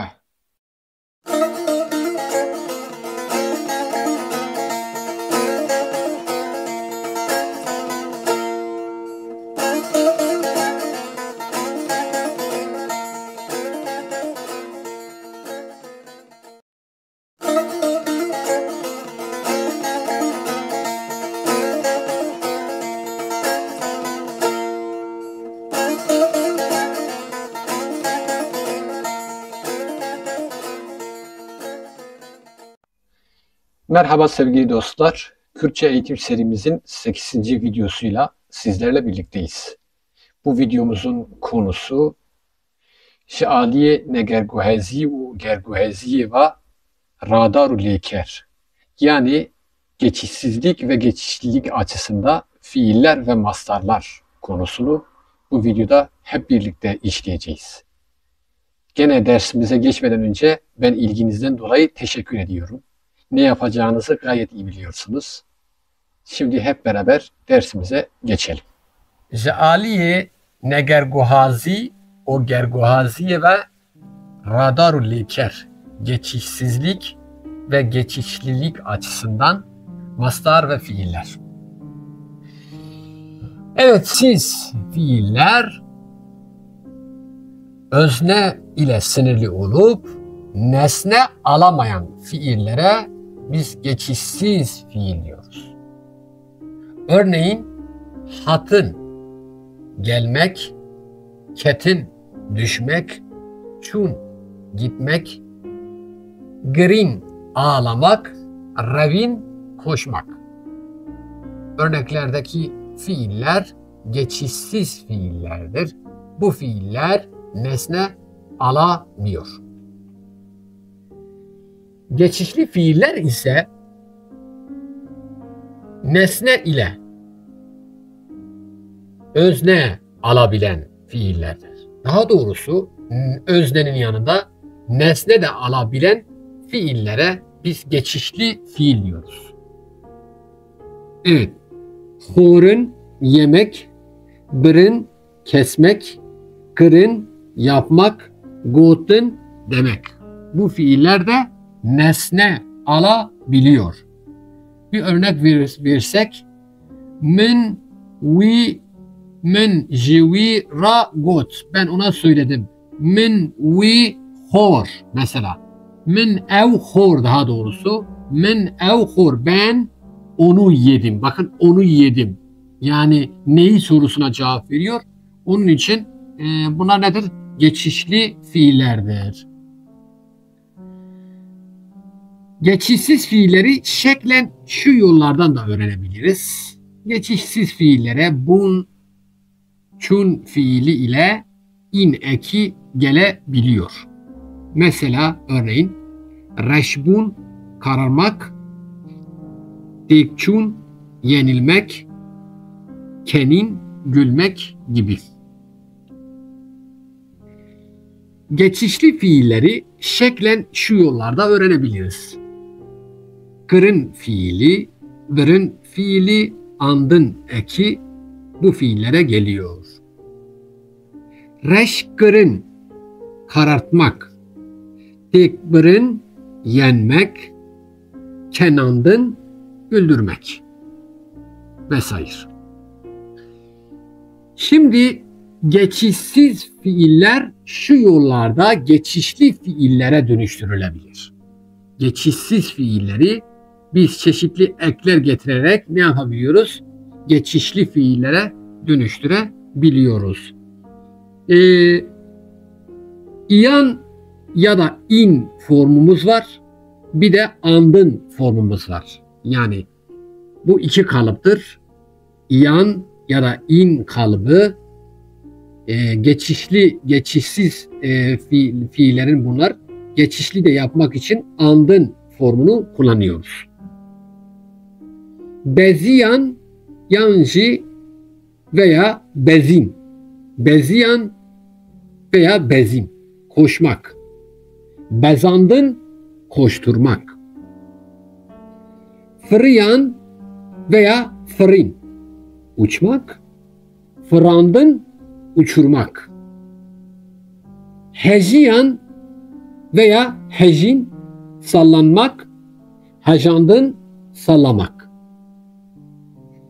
Keniyan veya kenin, gülmek. Kenandın, güldürmek. Meşiyan veya meşin, yürümek. Meşandın, yürütmek. Nasiyan veya nasin, tanımak. Nasandın, tanıtmak. Reviyan veya revin, kaçmak. Revandın, kaçırmak. Veşiyan veya veşin, dökülmek. Veşandın, dökmek. Huriyan veya hurin, kaşınmak. Hurandın, kaşımak.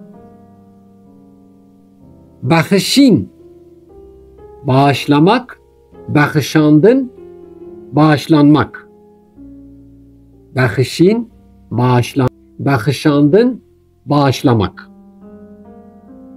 Bırıkın, parlamak. Bırıkandın, parlatmak. Cemedin, donmak. Cemedandın, dondurmak.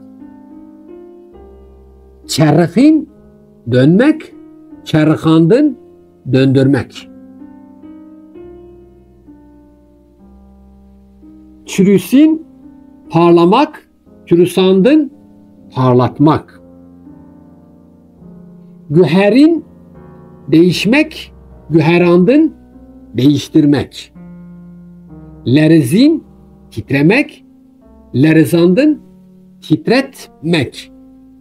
Zevcin, evlenmek. Zevcandın, evlendirmek. Evet kıymetli dostlar, bir videomuzun daha sonuna geldik. Daha güzel başka bir videoda buluşmak umuduyla. Hepinize çok çok teşekkür ediyorum ilginizden dolayı. Hatırı ve manava.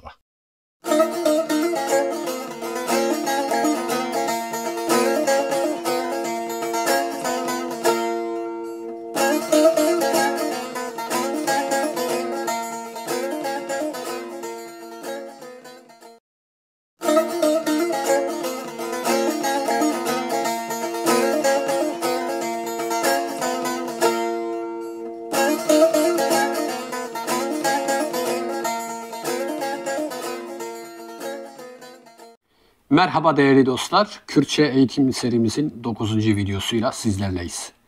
Bugünkü videomuzun konusu Raveka Navi, yani isim tamlaması. Evet, dersimize geçmeden önce kanalımıza abone olmayı, videolarımızı beğenmeyi ve videolarımıza like bırakmayı hatırlatalım. Ben emeğiniz için hepinize şimdiden çok çok teşekkür ediyorum. Şimdi dersimize geçebiliriz. Raveka Navi isim tamlaması. Hem tamlananı hem de tamlayanı ad olan tara isim tamlaması denir. İsim tamlamasının 4 öğesi vardır. Tamlanan, tamlanan eki, tamlayan, tamlayan eki. Örneğin bav, tamlanan, tamlanan eki, Ahmet tamlayan, tamlayan eki. Kürtçe'de isim tamlamaları Raveka Naviya diyar yani belirtili isim tamlaması ve Raviya Nediyar yani belirtisiz isim tamlaması olarak ikiye ayrılır. Şimdi bunlara bakalım. 1. Raveka Naviye Diyar belirtili isim tamlaması. Belirtili isim tamlaması cinsiyet ve sayı açısında şu şekilde oluşur. Evet. Tamlanan tekil eril, tamlayan tekil eril olursa tamlanan ekini, tamlayan i ekini alır. Örneğin Hale Kasım'i, Kasım'ın dayısı.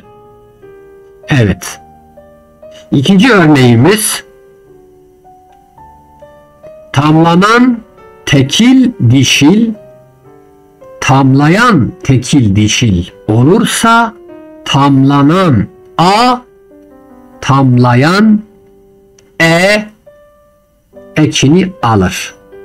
Örneğin Fatiha Fatma'yı. Üçüncü örneğimiz tamlanan çoğul ve ortak, tamlayan çoğul ve ortak olursa tamlanan in, tamlayan an ekini alır. Örneğin hayvanın bündiyan. Evet. Önemli bir uyarı. Eğer belirtili isim tamlamasında tamlayanın eki belirtilmezse isim tamlaması ve sıfat tamlamasının karıştırılması riski doğar. Evet, demek ki belirtili isim tamlamasında tamlayanın ekini belirtmediğimiz zaman isim tamlaması ve sıfat tamlaması kalıyor. Örneğin Abi Ali Raveka Heval Navi yani Ali amca sıfat tamlamasıdır. Abi Ali sıfat tamlaması. Raveka Heval Navi. Evet. Ali amca sıfat tamlaması. Ancak Abi Ali'yi Raveka Navi'dir. Yani Ali'nin amcası isim tamlamasıdır. Görüldüğü gibi tamlayanın eki yazılmazsa bir karışıklık ortaya çıkar.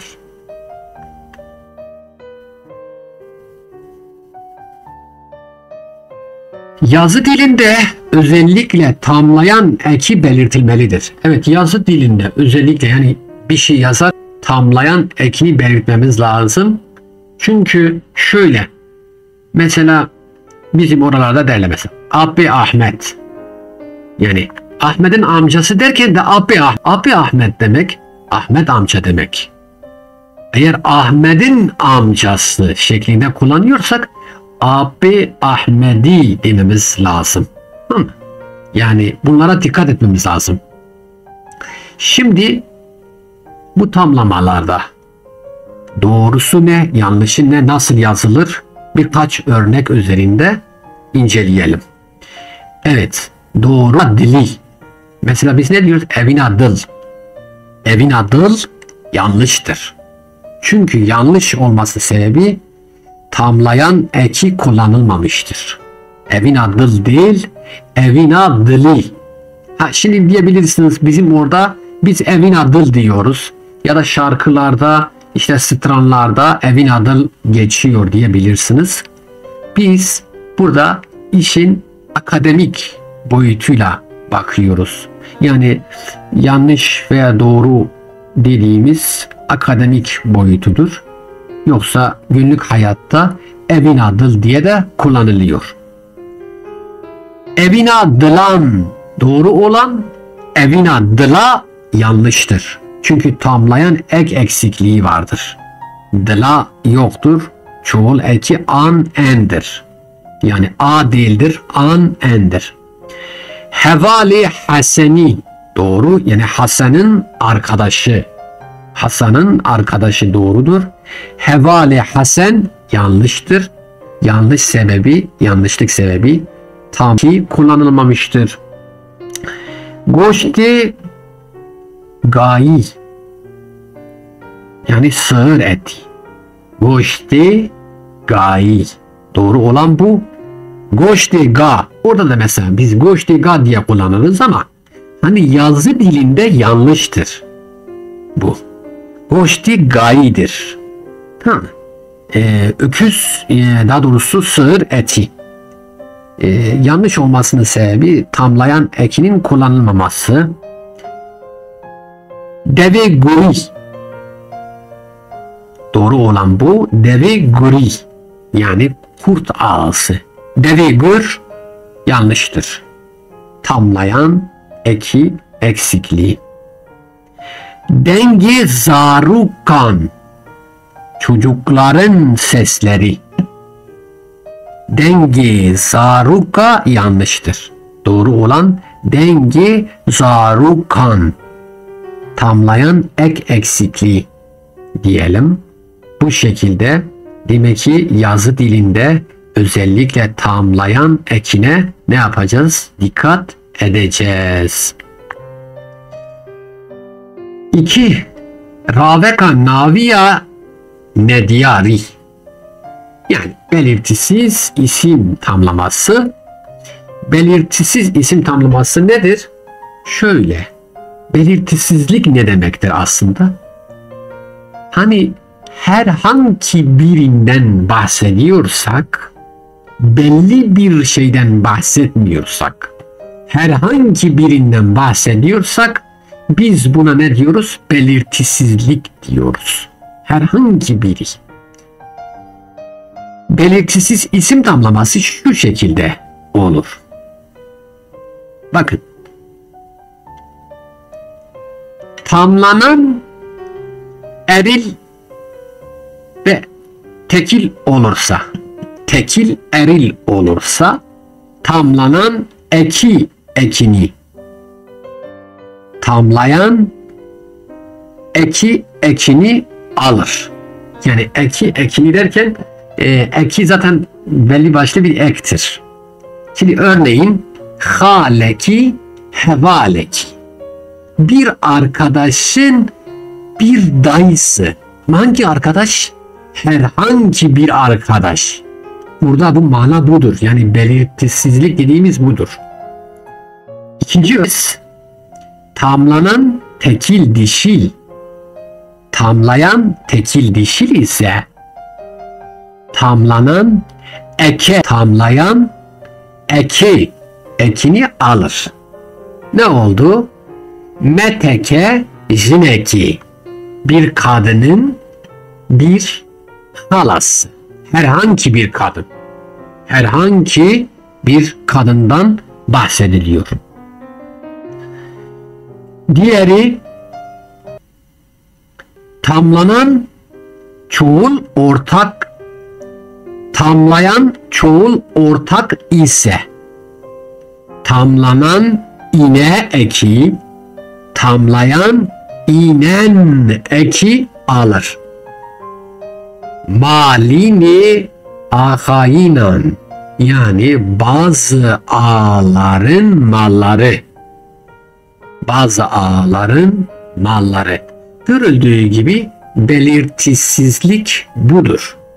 Sevekek, seve, sevek, sevekek, sevek ya da sevek. Oradaki ek aslında yek kelimesi. Eğer o yek kelimesi ek şeklinde isimlerin sonuna gelirse bu isimleri de belirtisiz isim yapıyor. Tamlanan olmadığı durumlarda tekil dişil isimlerde e şeklini alır. Örneğin hoker yani zarf durumunda rojeki ezmeşiyam, daçek edattan sonra delişineki niri, raveker tamlayan olduğunda ev sola jinekiye breser nesne olduğunda ez jineki dibinim. Evet, bu da nedir arkadaşlar? Bazen e sesi e sesine sirayet ediyor, dönüyor. Hangi durumlarda? Zarf durumunda edattan sonra isim geliyorsa, yani dişil isim edattan sonra geliyorsa, tamlayan olduğunda ya da cümle içerisinde nesne olarak kullanıldığında. Evet değerli dostlar, bir videomuzun daha sonuna geldik. Başka bir videoda buluşmak umuduyla hoşça kalın. Hatire ve bebinin bixir u xoşi.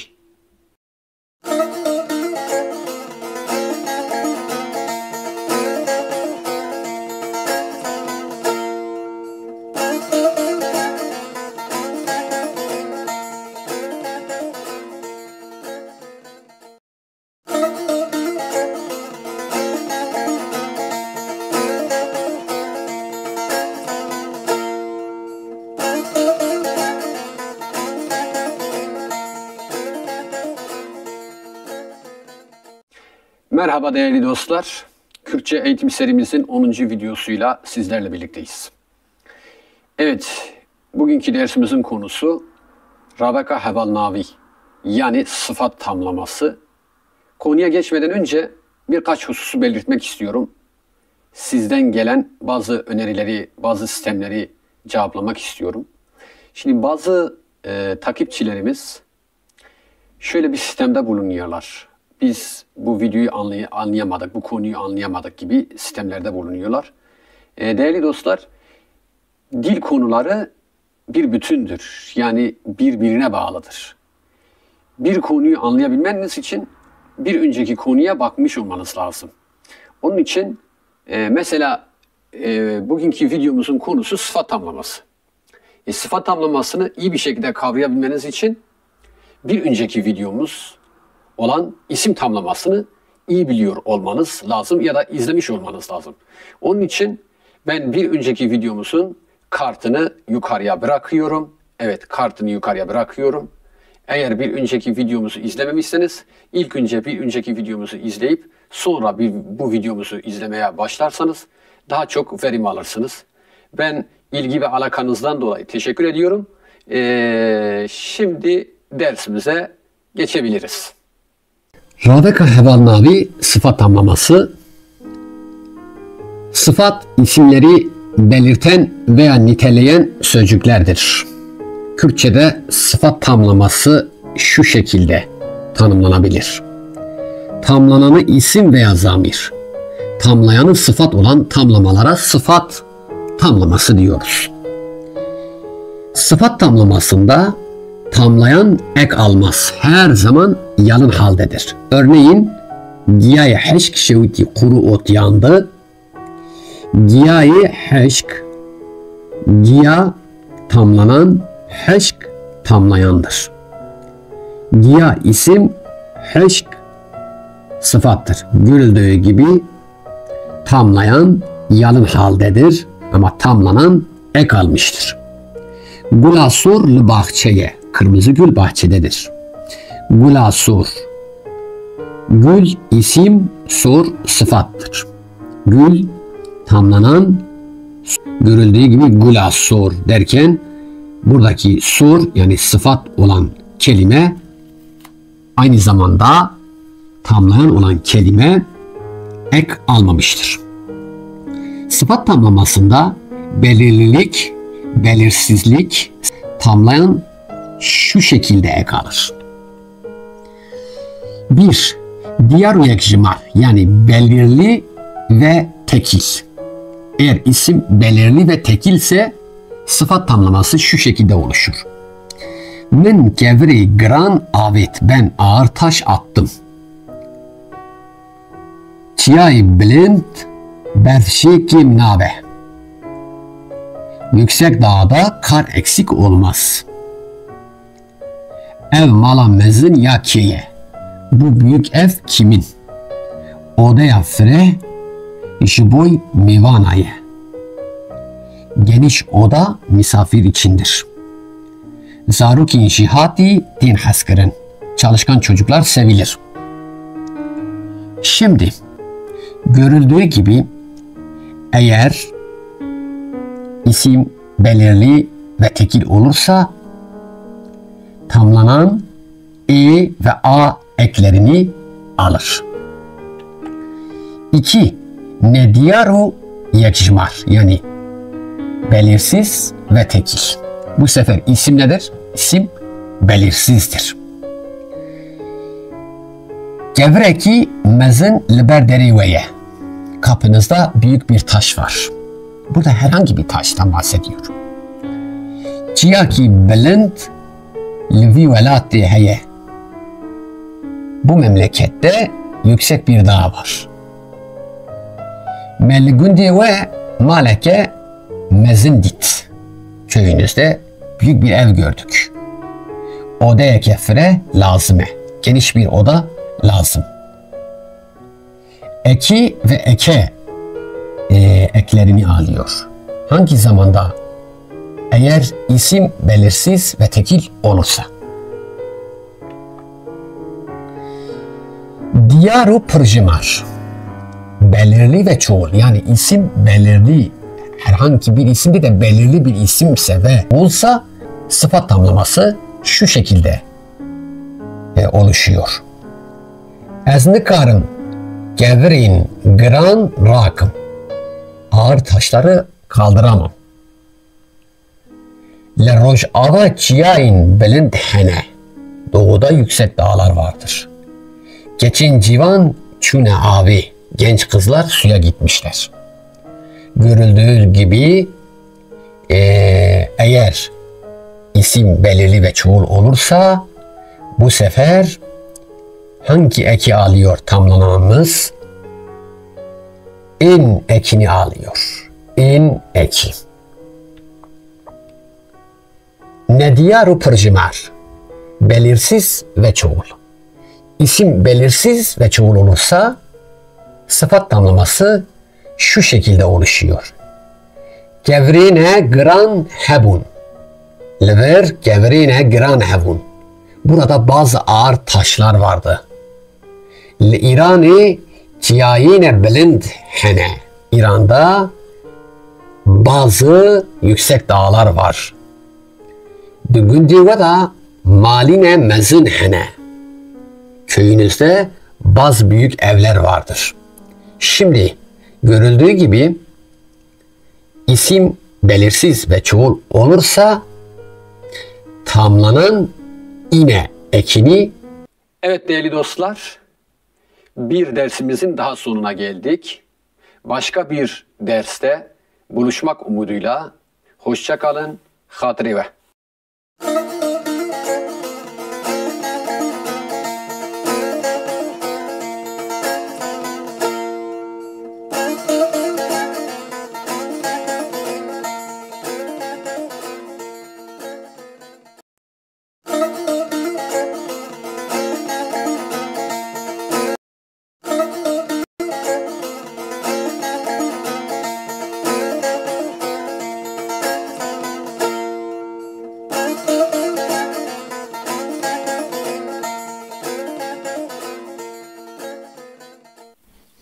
Merhaba değerli dostlar. Kürtçe eğitim serimiz devam ediyor. Bugünkü dersimizin konusu 1. Raveka zinciri, zincirleme tamlaması. 2. Vateyn raveki, yani anlam bakımından tamlamalar konusunu işleyeceğiz. Çok basit ve kısa iki konudur. Biz dersimize geçmeden önce videolarımızın daha geniş kitlelere ulaşabilmesi için sizde özellikle bir ricada bulunuyorum. Videolarımızı izleyip beğeni ve yorum bırakırsanız bize çok çok katkıda bulunmuş olursunuz. İlginizden dolayı teşekkür ediyorum. Raveka zinciri, zincirleme tamlama. Tamlananı veya tamlayanı birden fazla olan tamlamalara Raveka zinciri, yani zincirleme tamlama diyoruz. Bu tamlama çeşidiyle ilgili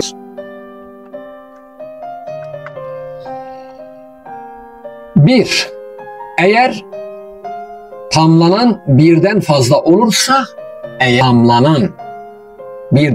olursa, sonuncusu ek alır. De ubave geçikin hatın. De ubav. Bu cümledeki de ubav tamlanan, geçik tamlayandır. Evet, görüldüğü gibi de ubav derken bave şeklinde ek almış, ekni almıştır. Diğer bir örneğimiz meru junu buçuku mezinin malbati hatın bahef. Meru buçuku mezinin malbati, meru junu buçuku mezinin malbati hatın bahef. Görüldüğü gibi burada meru junu buçuku mezin tamlanan, malbat tamlayandır. Görüldüğü gibi meru junu buçuku mezin derken en son olan mezin kelimesi in ekini, yani tamlanan ekini almıştır. 2. Eğer tamlayan birden fazla olursa sonuncusu ek alır. Bu sefer tamlayan. Çiyay ağau begu mirane. Evet, buradaki çiya tamlanan, ağau begu mirane ya da mir, burada da tamlayan. Görüldüğü gibi miran an ekini almış ve tamlayan ekini almıştır. Geça deu bavi cümlesindeki geça tamlanan, deu bavi tamlayandır. Bav kelimesi tamlayanın en sonuncusu olduğu için i tamlayan ekini almıştır.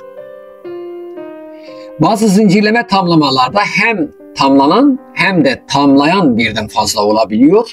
Yani birinci ve ikinci maddemizin birleşimi aslında bu. Deriu pencerin odeu holan. Görüldüğü gibi deriu pencerin derken burada deriu pencere burası tamlanan, odeu holan tamlayandır. Evet, yani oda ve salonun kapı ve pencereleri. Şivanu gavanin çiyav deştan cümlesindeki şivanu gavan tamlanan, çiyav deştan tamlayandır. Yani Türkçe'ye çevirecek olursak dağ ve ovaların çoban ve sığır bakıcıları şeklinde çevirebilir. Bir başka konumuz vateyn raveki, yani anlamca tamlama. Bununla ilgili de birkaç husus belirtelim maddeler halinde. 1. Tamlananın sahibi oluşu. 1. Tamlananın sahibi oluşu. Yani tamlananın sahibidir burada. Fırtuka Rüstemi. Rüstemi tamlayan, fırtuk tamlanandır. Rüstem'in kitabı anlamında buradaki Fırtuka Rüstemi derken Rüstem'in bu kitaba sahip olduğunu, yani tamlanana sahip olduğunu belirtiyor. Rezemen, yani benim bağım. Rez tamlanan, mın tamlayandır. Burada mın yani tamlayan, rez olan tamlananın sahibidir. Tamlayanın özelliği oluşu. Tamlayanın özelliği oluşu. Demek ki burada nedir? Tamlayanın bir özelliğidir. Bihna pivazi. Bakın bihna tamlanan, pivazi tamlayan. O zaman bihna derken tamlayan, yani pivazın bir özelliğidir. Tujiya isoti, burada tujiya isoti, isot tamlayan, tuji tamlanan, o zaman tamlayanın bir özelliğini belirtiyor. 3. Tamlayanın, tamlananın ismi oluşu. Evet. Tamlayanın, tamlananın ismi oluşu. Bajari vani. Bakın, vani, bajar, tamlanan, van, tamlayandır. O zaman burada nedir? Tamlayan, tamlananın ismidir. Gündi şeklati. Evet. Şeklati tamlayan, gündi tamlanandır. Burada tamlayan, tamlananın ismini oluşturur. Tamlananın tamlayana benzemesi anlamı bejna selvi, selvi. Tamlananın bejna, tamlanan, selvi tamlayan. O zaman ne olmuş burada? Tamlanana, daha doğrusu tamlanan, tamlayana benzetilmiştir. Bürüyen hilal, yani hilal kaşlı, bürüyen tamlanan, hilal tamlayan. O zaman ne olmuştur burada? Tamlanan, tamlayana benzemiştir diyoruz. 5. Tamlamanın, tamlananın, tamlayanın oğlu, kızı ve yakın akrabası, yani yakını oluşu. Tekrarlıyoruz burayı. Tamlananın, tamlayanın oğlu, kızı veya yakın akrabası oluşu. Mesela Avdal-i Zeyniki. Tamlayan Avdal, tamlanan Zeynik. Peki burada ne vardır? Tamlanan Avdal, tamlayan Zeynik'in oğlu olduğunu belirtiyor. Demek ki tamlananın, tamlayanın oğlu, kızı ve yakını oluşu belirtiyor. Ayşana Aliye Begi. Evet. Tamlayan Ayşan, tamlanan Ayşan, Aliye Begi tamlayandır. Tamlanan Ayşan, Aliye Begi tamlayandır. Evet. Tamlanan, tamlayanın akrabası, kızı, oğlu olduğu anlamı çıkar burada. Abimin, ab tamlanan, mın tamlayan. O zaman burada tamlanan, tamlayanın yakın akrabası olduğu anlamı çıkar. 6. Tamlananın tamlayandan yapılması. Tamlananın tamlayandan yapılması. Güstila zerin. Güstil tamlanan, zerin tamlayan. O zaman burada görüldüğü gibi zerin, yani altın yüzük, güstila zerin tamlanan, tamlayandan yapıldığını belirtiyor. Evet. Kevçiya darin, tahta kaşık. Kevçiya darin, tahta kaşık. Kevçiya tamlanan, darin tamlayandır ve tamlanan, tamlayandan yapıldığı anlamı çıkar. Evet kıymetli dostlar, bir videomuzun daha sonuna geldik. Bir sonraki videoda buluşmak dileğiyle hoşça kalın. Hatırı ve.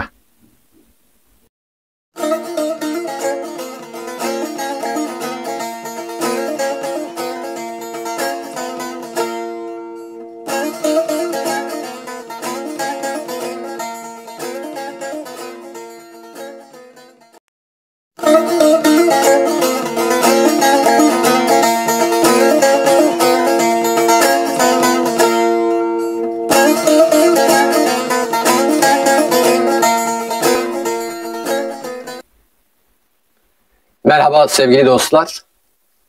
Kürtçe eğitim serimizin 13. videosuyla sizlerleyiz. Bugünkü dersimizin konusu avank, yani büküm. Büküm konusu Kürtçenin en önemli ve temel konularından biridir. Bu konuyla ilgili şu ana kadar yapılan dil araştırmalarında kesin bir söz söylenmemiştir. Yani halen bu konu birçok yönüyle muallaktadır. Biz de bu konuyu bugüne kadar dil araştırmacıların yapmış olduğu araştırmalar sonucunda ortaya koydukları kaideler çerçevesinde ele alacağız.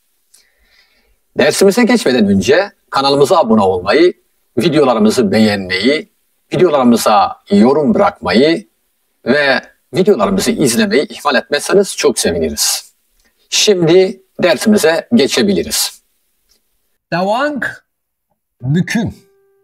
Sayı ve cinsiyete göre kelimelerin kökünde veya sonunda meydana gelen ses değişimine davang yani büküm diyoruz. Kürtçe kelimeler genellikle şu durumda büküme uğrarlar. Davanga nava, isimlerin bükümü. Bir, birya ravaki davanga nava, yani tamlama yoluyla isimlerin bükümü.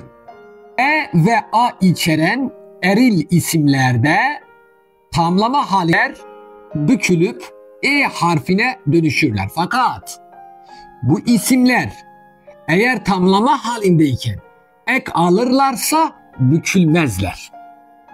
Örneğin divar, eksiz örnek gevri diver, ekli örnek gevri divari. Görüldüğü gibi i ekini aldığı için divar kelimesi artık büküme uğramıyor. İsim, eksiz örnek deriye hin, burada büküm var.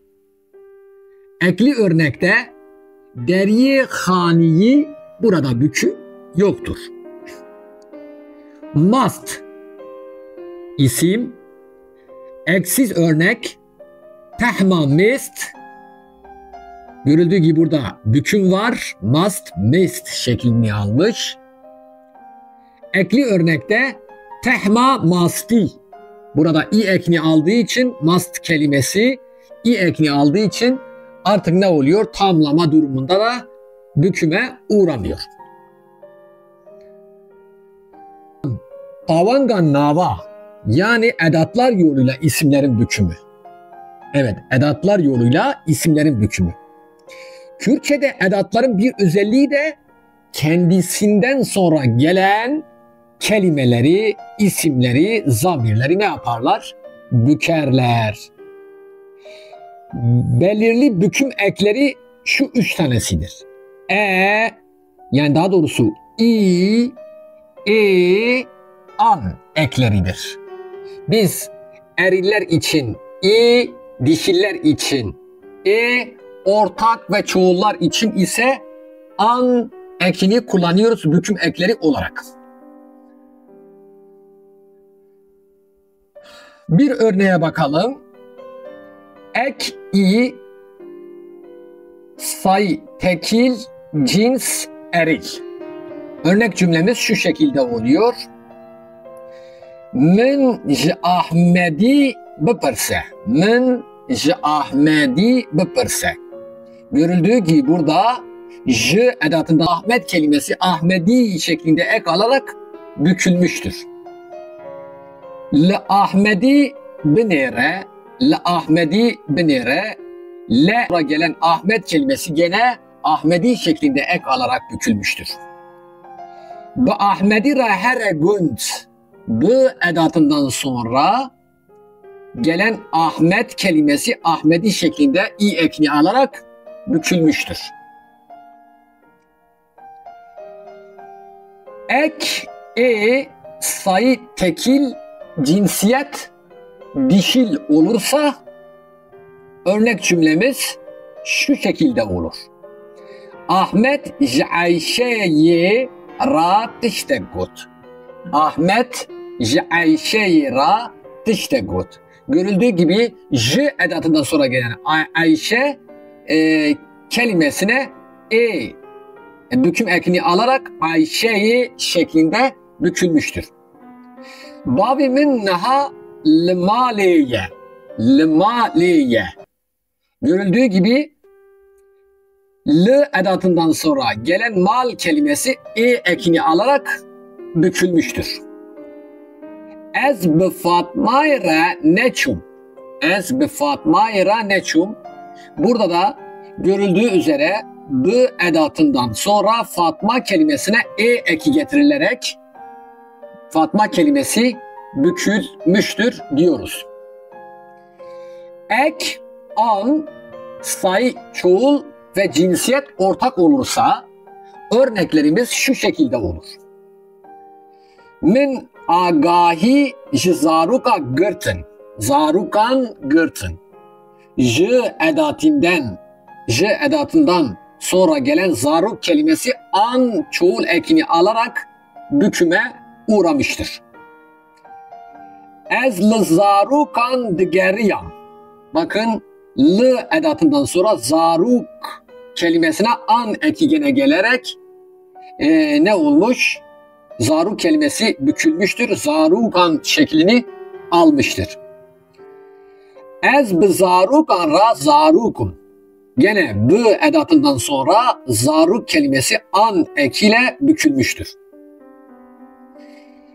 A ve E içeren eril isimlerde bu harfler bükülüp e olurlar. Örneğin isim mesela hani, mezgin leheni denere. Bakın hani l edatından sonra geldi. Heni yani oradaki a e şeklinde ve heni şeklinde büküldü. Divar. We kevir ji divar derxistin. Ji divar derxistin. Borinin. We kevir ji divar derxistin. Görüldüğü gibi divar a gene burada e'ye yani e sesine dönüşmüş ve ne olmuştu? Burada bir bükümlülük söz konusudur. Bajar. Ezba edatından sonra gelen şıvan kelimesi şıvin şeklinde ses değişikliğine uğrayıp bükülmüştür. Nan. Hüncinin ternaben. Hüncinin ternaben. Görüldüğü gibi l edatından sonra nan nin şekline gelmiş ve bükülmüş. Mela. Mrov meli baş diniri. Evet. L edatından sonra mela kelimesi meli şeklinde ses değişikliğine uğrayarak bükülmüştür. Kevir. Ez jikevri ketim. Görüldüğü gibi j edatından sonra kevri yani sonuna i büküm eki alarak kevri şeklinde bükülmüştür. Hasp. Lehesbi suar nebe. L edatından sonra hasp, hasbi şeklinde ne olmuştur? Bükülmüştür diyoruz.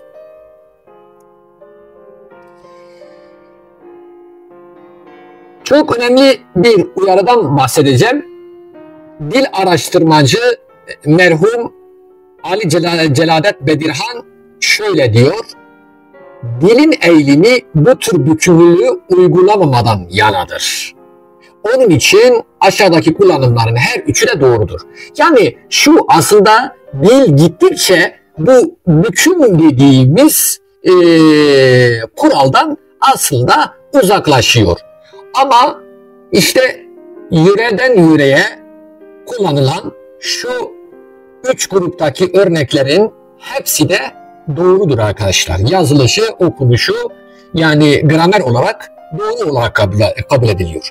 Birinci grup örneğimiz evl aşibu, evl eşbu, evl aşbu. Bunların hepsi de doğrudur. İkinci grup örneğimiz evl serbanibu, evl serbinbu, evl serba. Bunların üçü de nedir bu üç örnekte doğru. Üçüncü grubumuz ezgevir ketim, ezgevri ketim, ezgevir ketim. Bu üç örnek de doğrudur. Yani demek istediğim şu, dil gittikçe bütünlükten uzaklaşıyor. Buraya henek lekaran tavangan nava, yani bazı fiiller yoluyla isimlerin bükümü. Bazı fiiller ne yapıyor? İsimleri büküyor. Yönelme ve hareket bildiren bazı fiiller kendisinden sonra gelen isimleri ve zamirleri ne yaparlar? Bükerler. Çun fiili. Es çun günden. Görüldüğü gibi burada gün kelimesi an ekini alarak bükülmüştür. Çun fiilinden sonra gelen gün kelimesi. Hıstın. Mepırtuk hıst erdi. Erdi. Görüldüğü gibi ert kelimesi sesini alarak bükülmüştür. Danim. Tesazih-u danim mali. Mali. Danim kelimesinden dani fiilinden sonra gelen mali şeklinde bükülmüştür. Dan. Van keçahu dan meri. Dan meri. Mer kelimesinden önce gelen dan eki mer kelimesini ne yapmış? İsmini ne yapmış? İ.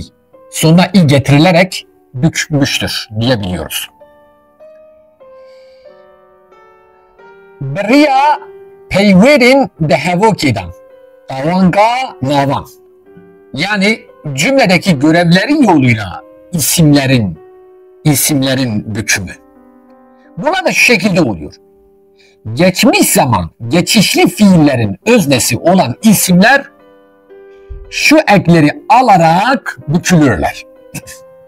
Evet, büküm eklerimiz zaten sevgili arkadaşlar i, an ekleridir. Bunları unutmayacağız. I, an ekleri büküm eklerimiz, eril, dişil ve çoğul eklerimizdir aynı zamanda. Evet, ek, sayı tekil, cinsiyet eril olursa Rüstemi bizim bir. Bizim birin ki bizim bir, Rüstemi bizim birin. Buradaki Rüstem kelimesi geçmiş zaman geçişli fiilin öznesidir. Onun için Rüstemi şeklinde ne oluyor? Bükülüyor. Yani sonuna i eki alarak bükülüyor. İkinci ekimiz ek, sayı tekil ve cinsiyet çoğul olursa cümle şu şekilde olur. Fatma-i frak şuştun. Fatma-i frak şuştun. Ke frak şuştun. Şuştun. Ke şuştun. Fatma-i şuştun. Geçmiş zaman geçişli fiilin öznesidir Fatma ve görüldüğü gibi sonuna eki alarak bükülmüştür. An, ek, sayı, çoğul ve cinsiyet ortak olursa örnek cümlemiz şu şekilde oluşur. Zarukan eshapandım. Eshapandım. Ke minhapan zaruka. Ke etehapan zaruka. Yani hapandım, ke hapandım, zaruka hapandım. Görüldüğü gibi geçmiş zaman geçişli fiilin öznesi zaruktur ve an eki alarak ne olmuştur? Bükülmüştür. Bir başka kuralımız şimdiki ve gelecek zaman geçişli fiillerin nesnesi olan isimler bükülürler. Evet, yani şimdiki ve gelecek zamanın nesnesi olan fiiller, nesnesi olan isimler özür diliyorum, bükülür. Daha önceki kuralımızda neydi? Geçmiş zaman geçişli fiillerin öznesi bükülüyordu. Ama şimdiki zaman ve gelecek zaman olursa fiil ve geçişli bir fiil olursa bu sefer ne oluyor? Nesnesi bükülüyor. Mezgin zozane dibe günd. Mezgin zozane dibe günd. Yani mezgin zozanı köye götürüyor. Şimdiki zaman görüldüğü gibi zozan kelimesinin sonuna büküm eki gelerek ne olmuştur? Zozan kelimesini bükmüştür. Mizgin de zozani bine günd. Mizgin Zozan'ı köye götürecek. Görüldüğü gibi de gelecek zaman ve zozani şeklinde eki alarak nesne bükülmüştür. Mizgin zarukan bebe günd. Zarukan burada an en çoğul eki zarukan şeklinde çoğul eki alarak bükülmüştür ve şimdiki zaman formundadır. Dalanga navi rojnama okuvaran, yani gazete ve dergilerin isimlerinin bükümü. Evet, bunlara da bakalım.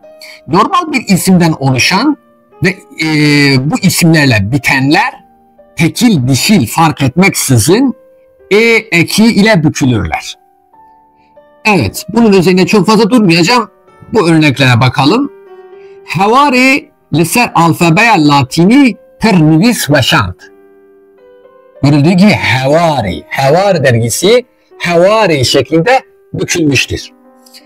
Armancı nivisin xwendekaran duveşant. Armanç dergisi Armancı şeklinde.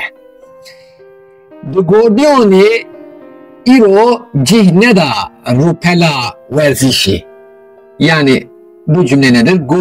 The Gordion bugün spor sayfasına yer vermedi. Görüldüğü gibi Gordion değil, Gordioni şeklinde ekini alarak bükülmüştür. Demek ki normal bir isimden oluşan ve bu isimlerle biten tekil dişil fark etmeksizin bütün dergi ve gazete isimleri ekini alarak ne oluyor? Bükülüyor. Aşiret isimlerinden oluşan, evet, aşiret isimlerinden oluşan ve bu isimlerle biten dergi ve gazete isimleri bükülmezler. Örneğin Niviskarek pırzanisti bir dengi metinanda hatiye vaşandın. İro dengi mukriyan hatiye jibir kırın. Görüldüğü gibi burada zaten metinan mukriyan çoğul olduğu için burada bir şey değil. Yani bunlar büküm değil. Bunlar aşiret isimleridir. Yani aşiret isimlerinden oluşan dergi ve gazete isimlerini kastediyoruz. Sıfatlardan oluşan veya sıfatlarla biten gazete ve dergi isimleri bükülmezler. Evet. Dukovara roja nuda gotinin vejiye kemen. Evet, görüldüğü gibi kovara roja nu. Nu yani yeni ve sıfatla bittiği için burada bir büküm söz konusu değildir. Nivisekui de stirka sor da hat veşandın. Stirka sor.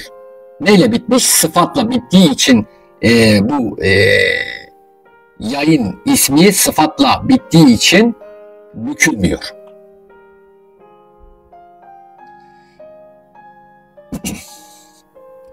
Davanga beşinci şeyimize geldik. İsimlerin bükümüyle ilgili beşinci özelliğimize geldik. Davanga navin ernigari ucihu varan, yani coğrafi ve yerleşim alanlarının isimlerinin bükümü. Bakalım nasıl bükülüyor? Coğrafi yer isimleri dişil olarak, bakın coğrafi yer isimleri dişildir. Biz bütün coğrafi yer isimleri dişil olarak, yani mecazi dişil olarak kabul ediyoruz. Coğrafi yer isimleri dişil olarak kabul edildiğinde bu isimler eki ile her zaman bükülürler. Muş, Esçu, Muşi, Diyarbakır, Ezberbi Diyarbakır'ı, Deherim. Görüldüğü gibi Muşi, Diyarbakır şeklinde eki alarak ne oldu? Büküldü. Aşiret isimlerinden veya sıfatlardan oluşan coğrafi adlar, yer adları bükülmezler. Mukriyan. Mukriyan Hatiçay metinan. Burada bir büküm yoktur. Botan. Botan gelek navdar derketin. Görüldüğü gibi botan şeklinde. Bahtinan. Lebehtinan şer derketiye. Evet, soran. Nişteciyin soran. Bu sorani de peyvin. Kevri kul. Leşkeri Rusi ji kevri kul ve geriyane. Gelin zilan, derdi geli zilan, jibir nabe. Evet, derdi geli zilan, jibir nabe.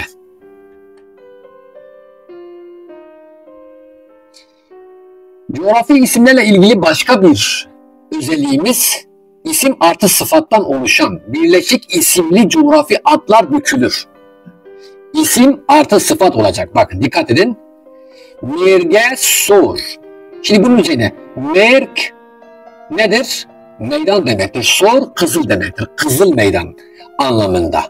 Mesela berdereş, mesela avşin. Bunlar nedir? Sıfat, isim artı sıfat şeklinde birleşik isimlerdir. Ez me aslihu mergesorime. Görüldüğü gibi burada mergesori şeklinde bükülmüş.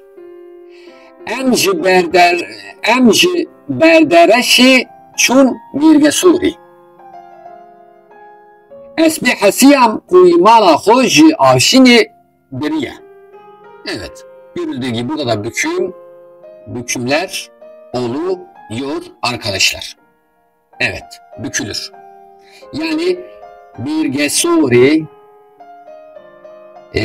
berdereşi, avşini şeklinde ekini alarak bükülür. Zira dediğim gibi coğrafi adlar dişil olarak kabul ediliyor ve biz bunu sürekli ekiyle bükeriz. Davanga cinavan, zamirlerin bükümüne bakalım bir. Zamirlerin bükümüne bakalım. Zamirlerin bir kısmında büküm olurken bir kısmında büküm olmuyor. Peki nasıl? Bir berriya ravekat tavank, yani gene isimlerde olduğu gibi tamlama yoluyla büküm. Daha önce bu konuyu zamir tamlaması videomuzda işlemiştik. Şimdi ben bu videonun kartını yukarıya bırakıyorum.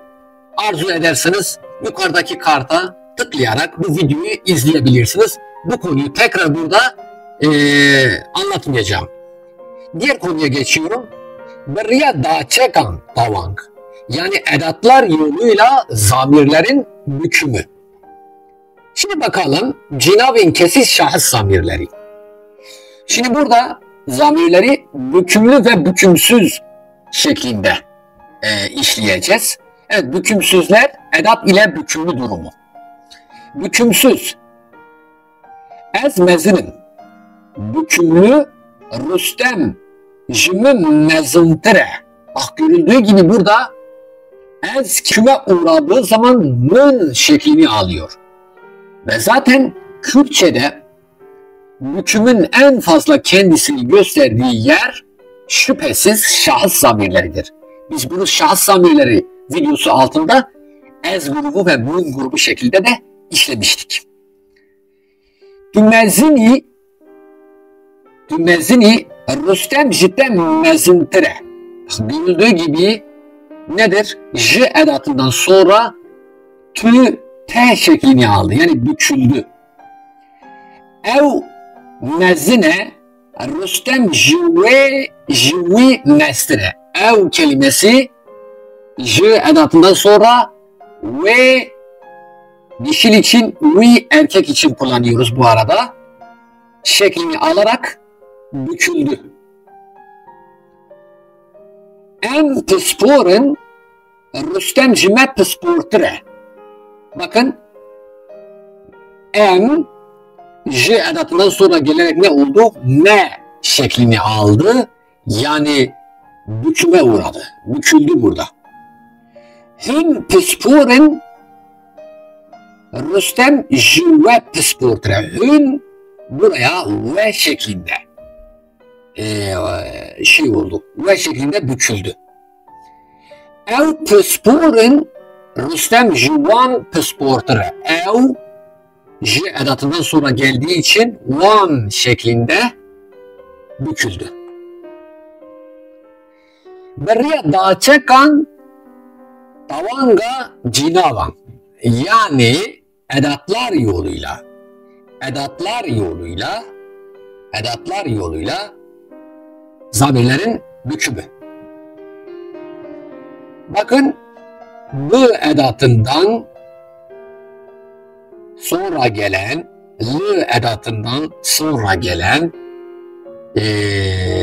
zamirler ne olmuştur? Bükülmüştür. Nasıl? Mizgin bemirra nehat. Min aslında ez demektir ama edattan sonra geldiği için bükülmüştür. Min şeklini almıştır. Mizgin bitera nehat. Tera aslında T kelimesi, burada T zamiri daha doğrusu tü şeklindedir. Mizgin duvi vera nehat. Bu edatından sonra gelen vi aslında ev şeklindedir. Burada bükülmüştür. Mizgin bimera nehat. Me aslı em'dir. Em edattan sonra geldiği için ne şeklinde bükülmüştür. Mizgin duvara nehat. Şimdi burada artık bunların açıklamasını yapmaya gerek yok. Direkt örnekleri verip geçeceğim. Agit limen neri, agit liten neri, agit luwi neri, agit lime neri, agit luwe neri, agit luwan neri. Şimdi aslında birinci gruptaki örneklerin aynısı. Yani bunlar zamir ez grubundaki zamir edatlardan sonra geldiği zaman min grubuna çevriliyor, min grubu şeklinde bükülüyor. Cinavi nişani işaret zamirlerine bakalım. Şimdi işaret zamirlerinin bazılarında büküm oluyor, bazılarında olmuyor. Yani bükümün en fazla kendisini gösterdiği zamir çeşidimiz şahıs zamirleridir. Cinavin kesan yani. Burada büküm bütün zamirlerde görülüyor ama diğer zamir çeşitlerinde bazı zamirlerde büküm görülürken bazılarında görülmüyor. İşaret zamirleri hem eril hem de dişillerin tekil ve çoğulları için şu ikisidir. Ev. Bükümlülük durumunda bunlar tekil eriller için vi, tekil dişiller için ise ve, çoğullar için van'dır. Örneklere bakalım. Şimdi zamir vi sayı tekil cinsiyet çoğul olursa men je vi persi. Peki vi arasındaki fark nedir? Vi bunlar yani eril için vi bunlar, vi onlar şeklinde. Vi onu, bunu daha doğrusu vi bunu, vi onu şeklindedir. Bu ayrımı bu şekilde bilelim. Vi zamir sayı tekil cinsiyet eril. Men jwi biperse. Yani beni ona sor. Men jwi biperse beni ona sor. Ve tekil dişil yani sayı tekil cinsiyet dişil olursa örnek şu şekilde olur. Ve buna bak. Buna hangi buna? Dişil buna. Yani dişil olana. Ve zamir sayı tekil ve cinsiyet dişil. Ve binere. Bu nedir peki ve binere? Ona bak. Ona bak. Yani dişil olan ona. Dişil bir varlık için kullanıyoruz ona. Van zamir, sayı çoğul ve cinsiyet ortak olursa, yani erkek dişil fark etmeksizin, Levan benere, yani bunlara bak. Levan benere. Van zamir, sayı çoğul, cinsiyet erkil olursa Levan benere, onlara bak. Levan benere, onlara bak. Cinabin persiyari soru zamirleri. Evet, soru zamirlerimizin bükümlülüğüne bakacağız. Göreceksiniz ki bazı yerlerde büküm oluyor, bazı yerlerde büküm olmuyor. Şimdi bükümsüzler, bükümlüler şeklinde almışım gene. Ki deyndariteye, bu bükümsüz. Dülke deyndeneri, dülke, ki şeklinde bükülmüştür. Kijan terdike veya kijani raziyi. Düzü kijani. Bak kijani şeklinde oldu. Kijan kelimesi bükümlü hali. Kijanan ve zengindikin düzü kijanan da ahıvi. Düzü kijanan va da ahıvi. Çıkınca düşü kınç dıçı tane. Görüldüğü gibi burada çı büküme uğramamış. Çok haştire hıncı küne. Görüldüğü gibi buradaki Q, iki Q ve çı, Q ve çı soru zamirleri ne yapılmamış? Büküme uğramamış. Dediğim gibi zamirlerde bazıları büküme uğramayabiliyor. En fazla büküme uğrayan ve adeta Kürtçenin bükümlülük özelliğini en fazla taşıyan şahıs zamirleridir. Cinavin nediyar yani belirtisiz zamirler. Bunları da bükümlü bükümsüzlük şeklinde alalım. Yekmir, buradaki zamirimiz yek, herhangi birinden bahsediyor. Cihan jiyekira namini. Bak görüldüğü gibi yeki ya da yeki şeklinde bükülüyor. Kes ne yaparsa. Kese persin. Kese persin. Evet görüldüğü gibi kes zamiri burada kese şeklinde büküldü. Tiştek vundabiye. Tülü tişteki digeri. Tiştek zamiri burada herhangi bir şey anlamında, daha doğrusu tiştek bir şey ne oldu? Burada tişteki şeklinde büküldü. Evk min nastike. Eci evke nastıkım. Evk arkadaşlar zamiri falan kes anlamındadır. Bunu da bilin. Evki dediğimizde dişil, evki dediğimizde eril anlamını taşır. Evk huyan nekin. Evkan binirin. Filanlara çoğuldur artık burada. Evkan şeklini aldı.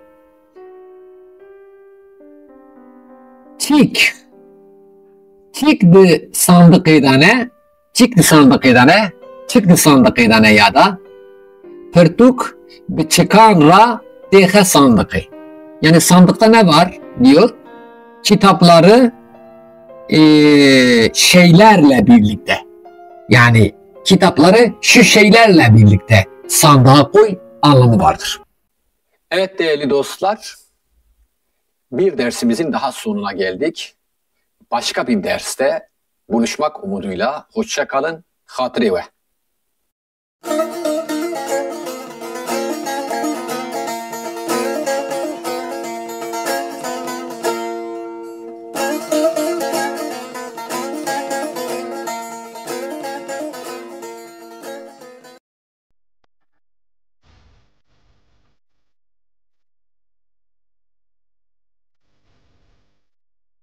Merhabalar.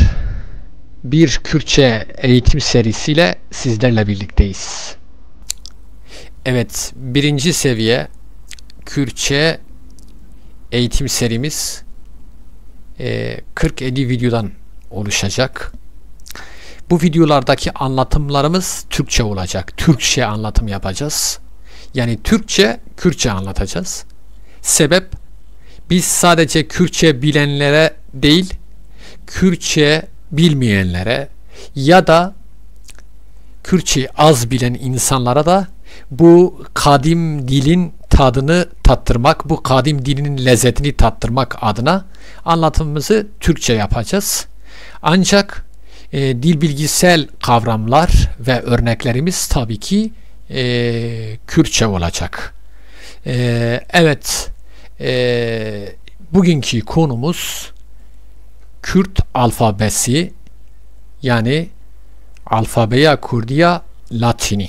Evet, şimdi alfabeye geçebiliriz arkadaşlar.